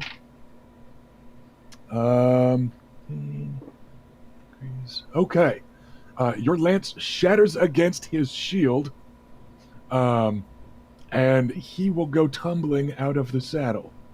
Meanwhile, however, you are hit with a 13. So what is your passive animal handling? Passive animal handling is 12. Okay, and then do you have ride specialty? I do not. Okay, so he hits with 1 degree. So the lance does shatter against your shield, etc., etc. And you are looking at difficulty 9 to stay in the saddle. But because you braced, you've actually got a bonus on this roll. So you're looking for a 7 on that ride check. Oh, let's do it. I've got 2 6s and a 3, so that's going to be 12, 15, 17 with the bonus. All right, you very handily stay in the saddle. You are rocked back momentarily by his onrushing lance, but staying centered, staying grounded, remembering the lessons that you picked up first at home from the strong cider, and since then, having been squire to the master-at-arms of the goddamn Red Keep. You find out that he's actually not gonna knock you loose at all. You were able to stay in there. Yeah. He is unhorsed and you are not. As you are wheeling your horse around on the far end, you're able to see his squire standing there slack-jawed, like, as you go riding up towards him, and you wheel your horse around, and Black Walder is standing there. He has clambered back to his feet, and he just throws his shield into the sand and fucking walks off. He's just like I'm going to take a victory lap. Fuck this, I'm out. like he's just like couldn't care Right right past now. my He's like, back. just fuck this. Yeah, so he just tosses his shield down and then strides off the sand in the general direction of away. And he's just fucking walking off. And he raises a hand at his squire as his squire comes like scampering up towards him. He's just fucking gone. Doesn't stick around for even the announcement. Just fuck this, I'm out. So yeah, I'm going to ride past how do you the feel small it? folk in attendance and kind of give them a salute. And I'm going to give the proper respects to the king. Yeah, the crowd are just yelling. You think they're booing for a second, but then you hear that they're going, Luke! Luke! So I'm going to tell myself, either way. But yeah, so it was a solid hit. It was a sound unhorsing of your opponent, and you just were rock solid in the saddle. So that was a quality one.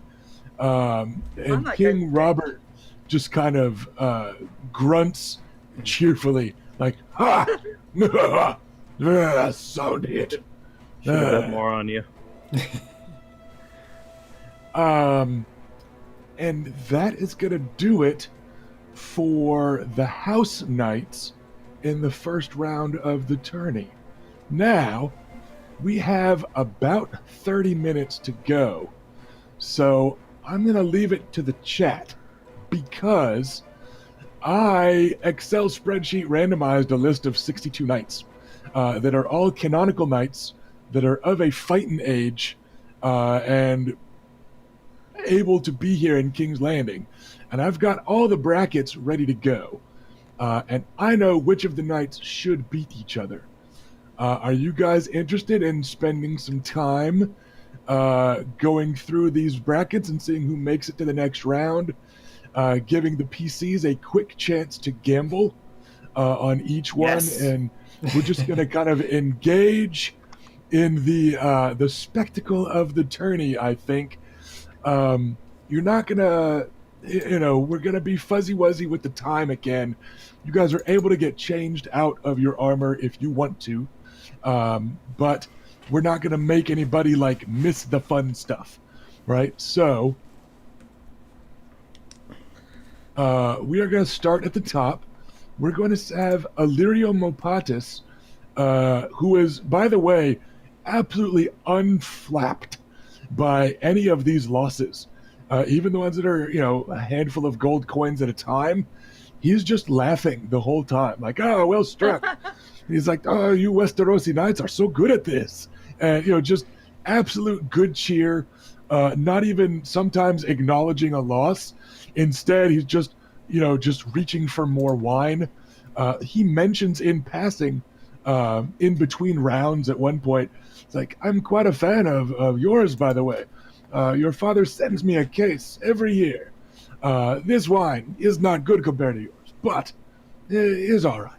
And he's just cheerfully drinking, just fucking tossing away gold like it's going out of style.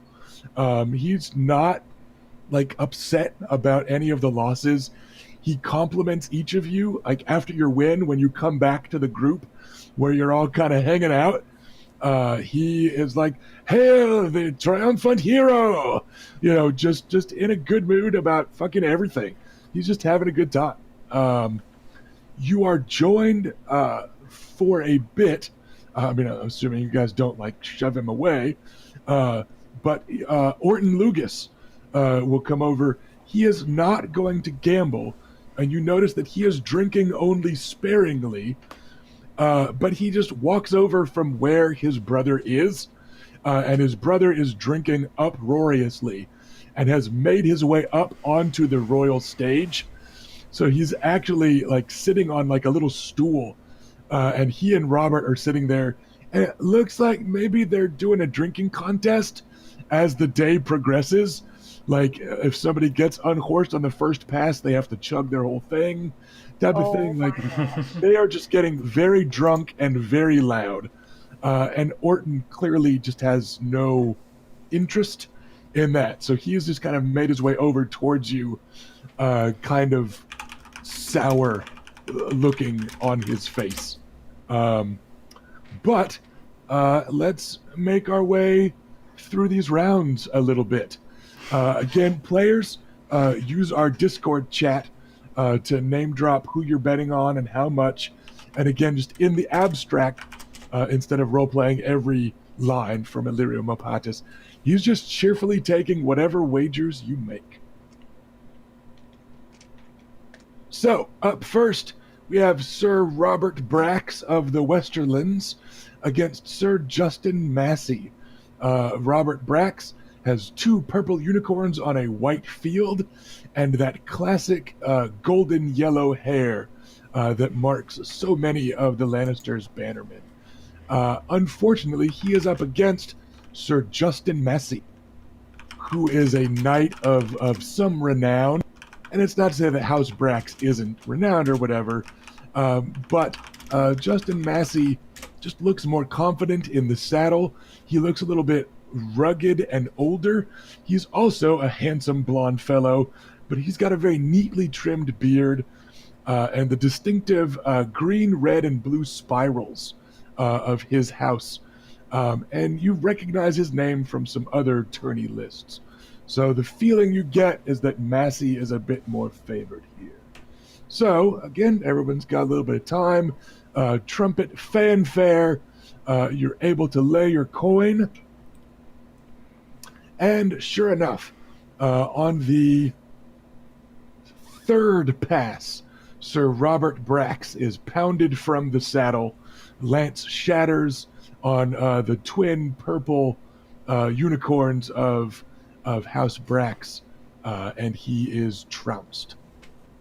Unfortunately, you can't really make your tournament rolls for this guy. That's just kind of where I'm giving you guys the information to begin with. In the abstract, the group of you as the house know a lot about tourneys, so you're partially where people are getting their information from to then make these calls.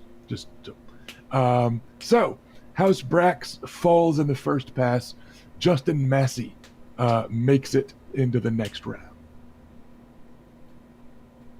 The next tilt is one that has all the crowd a murmur, and has Sir Vannon Rivers and young Oris both looking excited, because it is the noted knight Sir Balin Swan, who is known to be a master of the Morning Star. Unlike the swans of his house sigil, which are renowned for their grace, but like the swans of his house sigil, he is known for his meanness in a fight. He's a very aggressive, brutal knight, in a very, honorable way. He's not the mountain that rides or whatever. He just fucking hits hard. But he is up against Robar Royce, the second son of Lord Royce of Runestone, who is himself a handsome, dark-haired, rough-hewn fellow that is known to be quite an expert with a sword. So you guys all notice, like, everyone in the crowd is excited about this, And again, you've all got really high passive awareness, so you guys actually notice something about Oris, who's over there with you. For once, he actually kind of uses his bulk to cut through the crowd and get towards the front, which is kind of noteworthy, because you guys are on the Nobleborn side. But Oris has made his way through the crowd to be towards the front, and you see he's white-knuckled on the little, like, barrier fence thing, as he's got both hands on the fence and is paying very, very close attention to the outcome of this. So I go with him. We've got Balin Swan, a renowned melee fighter with a Morning Star, against Robar Royce, renowned melee fighter with the Blade. You're getting absolute even odds on this one. And so, okay, on the first pass, they both break their lances and trot a few steps past one another. They wheel and see that the other is a horse, and then they both just dismount. And sure enough, to the clamor of the crowd and a "ha yes" from King Robert, they advance on one another. And it is a brutal clash. After a handful of swings, the shield of Robar Royce has been thoroughly crashed into splinters. And he starts to block with his forearm, because heavy tournament plate is still a little bit more slanted towards the left side of the body. So he's guarding himself with the heavy armor there, and he starts bleeding pretty badly as the spikes of that Morning Star are just digging into the armor of his arm and tearing apart the armor, and a good chunk of his arm comes with it. But after several minutes of harsh back and forth fighting, it is Balin Swan that is knocked into the sand and has a sword blade laid against his throat, just beneath his helmet. And partially at the end, Robar Royce threw a handful of his own blood into Balin Swan's face mask to blind him for a second for an opening. So they are both beat to shit. And the sand beneath their feet is churned red, but in the end, Robar Royce ekes out the victory. God damn it. The fight that people seemed to want, for sure. I approve. Like anybody cares, but it's exciting. I don't. I bet on Swan. Can't win them all. Next up, we have a very renowned tourney knight, Bonifer Hasty. Unfortunately, he is renowned because he's been in the game a long time. He is Old Bonifer the Good, a remarkably pious and generous knight. And he is up against Parman Crane of the Reach, who is a tourney knight also of some renown. So they're both known to be very quality knights. They're both known to be true knights, for lack of a better term. But Old Bonifer Hasty has a stark purple field with a white slash across it. And opposite him are the golden cranes on a deep blue field of House Crane. They're both supposed to be really good guys. Neither one has much of a tremendous reputation outside of tourneys. They're not known war leaders or grizzled veteran types. But they're both known to acquit themselves quite honorably in a tournament. And it's tough to call a favorite here. They're both kind of favorites of the crowd. People like both of them. They've got solid reputations, etc., etc.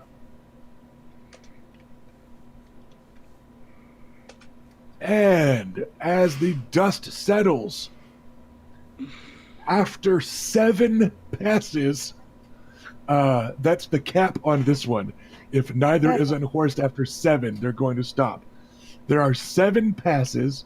There are 7 shattered lances apiece. Bah. And old Bonifer the Good lowers his replacement lance there at the end and has his colors struck. So both shields are battered and scarred.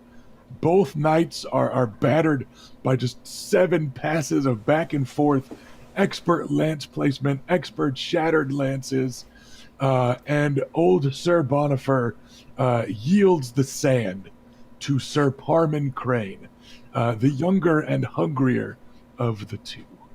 A very, very solid pair of matches there that could not be more different. The brutality and skill of Swan Royce against the technique of Hasty versus Crane. Both very equally matched. The crowds are going crazy. Everyone's just having a fucking great time.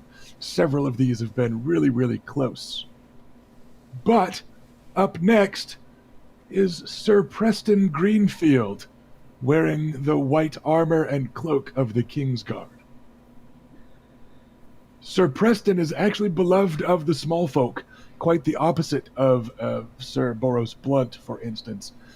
Sir Preston is also himself reputed to be quite the true knight. He's favorite of the small folk. They are roaring and cheering his name. And opposite him comes Sir Amory Lorch of the Westerlands. All those nice things that was just said about Sir Preston Greenfield, not true of Sir Amory Lorch. Amory Lorch wears a black manticore on a red field. His armor is of a similar style to that of Sir Boros Blunt, and that it also looks like it's kind of hiding some mass that should not be there. The claim to fame of Sir Amory Lorch, of course, is a couple of deaths carried out on behalf of Tywin Lannister. Babies. In fairness, one of them was a toddler.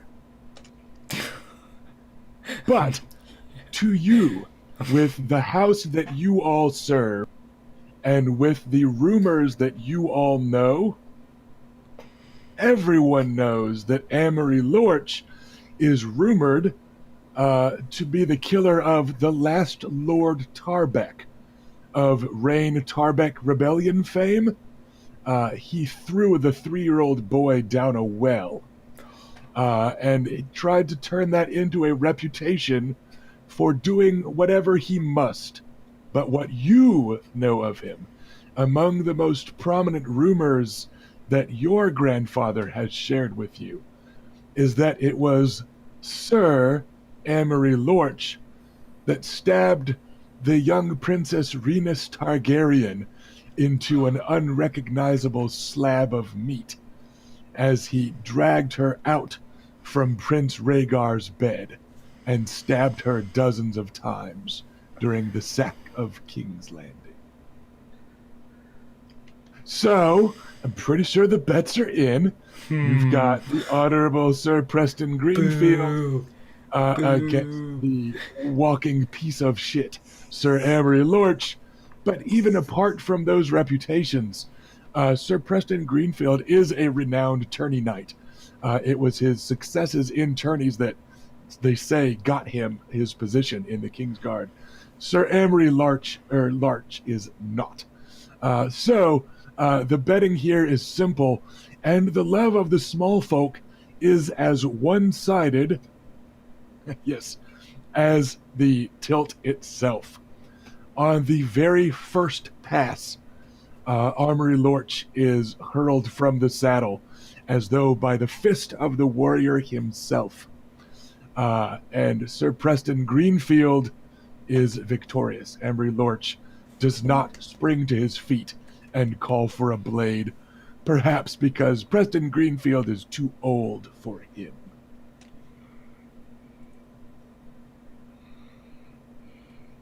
So, that one went about as expected and is pretty satisfying. Next up, you have Sir Andar Royce against Sir Edmund Ambrose. Ooh. Andar Royce is also of Runestone. He is the heir to the Royces of Runestone, and he is built much like his legendary father. He's a tall guy, almost Oris's height, well over 6 feet tall, broad-shouldered. He's got the black studs and runes on a bronze field of House Royce. And his steel armor is encrusted in runes. It's much fancier than his brother's, probably because he's the heir. He's got more Royce-ish armor going on. Looking pretty fancy. Edmund Ambrose, meanwhile, is a Reachman, and being a Knight of the Reach always kind of tilts things in your favor in a tourney, in theory. But he has not got the reputation of House Royce for just general martial prowess. And certainly looking at the two, Andar Royce cuts the much more impressive figure. He also has a tournament reputation. He's known to have fought in several tourneys. So the crowd seems to be favoring Andar Royce, and so do most of your guts. I may regret this. All right, the bets are in. The knights clash, and on the second pass, Royce is able to unhorse his opponent. To Edmund's credit, young Sir Ambrose clambers to his feet with some alacrity, and they match each other on the field, but eventually Sir Andar's mace overcomes the elegant swordsmanship of Edmund Ambrose, and the Reachman must yield. So Andar Royce moves on to the next round. So both Royces won. That is correct. Okay. And these are Bronzion's kids? Correct. Andar Royce is his heir. Robar Royce is his second son. He has several sons, which, I mean, the Royces have big, burly, fighting man genes, so you kind of don't blame him for wanting more. Next up, we have Sir Ronnet Connington of the Stormlands against Sir Vardis Egan of the Vale of Erin. Sir Vardis is a known tourney knight and is one of the champions of the Lady of the Vale. And you notice that John Aaron is paying rapt attention, as Sir Vardis is one of his most honorable men. Ronnet Connington isn't a slouch. He hasn't got a bad reputation or anything, but Sir Vardis is one of the champions of one of the more soundly, knightly regions. I'll vote on Connington for reasons. Okay. Red Ronnet Connington has the red hair that almost matches the red and white griffins that he wears. And he's pretty built. He's a husky guy with this red beard and hair. But Vardis Egan, again, just has a bit more of a rep going for him.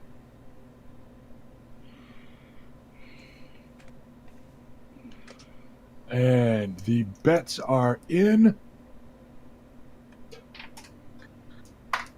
On the fifth pass,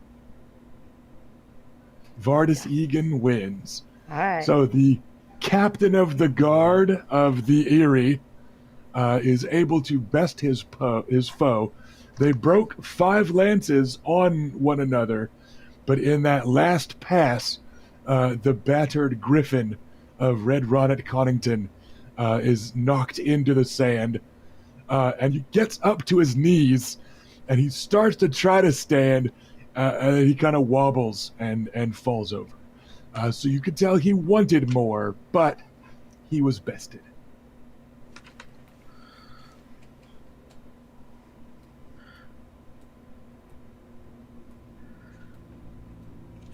the splendor and majesty continues with Lord Sebastian Errol against Sir Richard Farrow. Of the two, Sebastian Errol is a Stormlander who is the Lord of Haystack Hall, but he's a bit older than his opponent. Richard Farrow is known to be an expert swordsman and is a reachman. So of the two, I feel like probably the smart money's on Farrow, especially if they take it to the ground. I don't feel strongly about either of those people. Again, the odds aren't super strong either way. Sebastian Errol is more experienced at all this. He's a little older, not yet past his prime or anything, but literally just more experienced. He's also a handsome fellow. The sigil of his house is a yellow pile of hay on orange, and he's got this suntanned skin and blonde hair that all kind of matches. So he's kind of dreamy. He's dreamy enough to be a Westerman. But yeah, in terms, it's kind of a toss-up. So bets are in. And the Lord of Haystack Hall is victorious. It takes them 3 passes, but on the 3rd pass, Richard Farrow's lance does not even connect as he is hammered from the saddle. And Errol continues.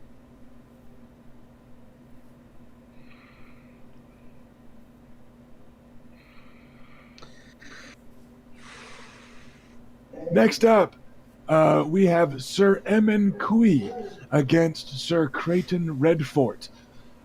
Sir Creighton is the son and heir to Lord Horton. He's got 2 red castles on a white field, and he's a pretty broad-shouldered guy, but Sir Emin Cui has quite the reputation. In a good way, I should say.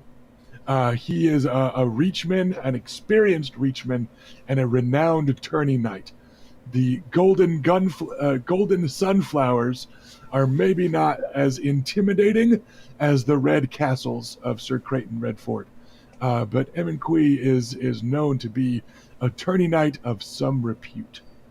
So, bets are in.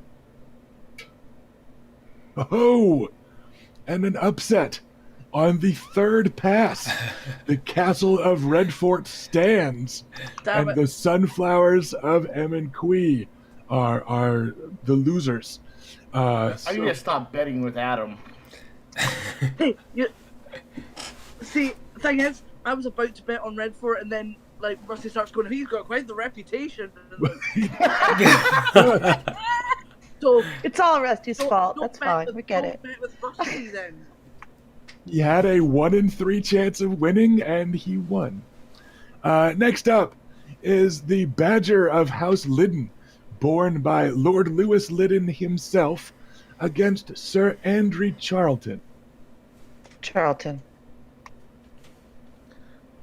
And I will always bet on a Badger. Lord Liddon is the Lord of Deepden. He's sworn to Lannisters. Yes. He's a stout, bristly-bearded fellow with a white badger on a green and brown field. His opposite is a Riverlander, which might be of some interest to Sir Vannon. But Andrew Charlton has a pair of mistletoe sprigs on a green and gold field. It's all very cheerful and kind of Christmassy. You're getting basically even odds from both. They're both knights. They're both highborn. Neither one has a terribly martial reputation. And on the 2nd pass, an unlucky hit sends the Badger of Deepden into the sand. Lewis Liddon falls from the saddle.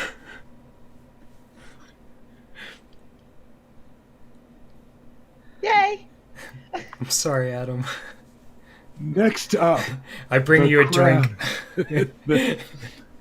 the crowd goes pretty bananas, is the official term, as it's a pair of reachmen after one another, but also a pair of renowned tourney knight reachmen. Sir Desmond Redwine, the cousin to Lord Paxter, trots in on a fine-looking destrier. that is the deepest red he could find, no doubt to look like the wine that is red of House Red Wine. And of course, he's got bunches of purple grapes on a golden field dotted with green. But his opponent is Sir Garland Tyrell, who is himself Garland. a knight of some renown. He is overshadowed by his younger brother, who is an outright prodigy with a lance. But Sir Garland is a renowned tourney knight and reputed to be one of the finest swordsmen in the realms, should matters continue afoot. So, let's get those bets in over in Discord. And after the 6th pass, Sir Desmond Redwine is unhorsed. And he gets to his feet. He draws his sword. And he thinks better of it and puts the tip of his sword into the sand as he takes a knee very hard and submits. So, yeah, it was well fought. 6 passes is pretty good stuff. The next one that we cover today is going to be our last pass for the day. We'll handle some of these off screen, or maybe not if chat's also having fun. But we want to get into this last one because you have Sir Donald Wainwood, who is a Valeman himself and a knight of some repute. He is known to be a knight of quality, a stout fellow in his early 20s, and Knights of the Vale do take their tourney very seriously. But his opponent is also a Knight of the Vale, Sir Lyn Corbray, the most dangerous sword in the Vale of Erin. He's a slender fellow. Donald Wainwood certainly has bulk on him, and probably a better reputation.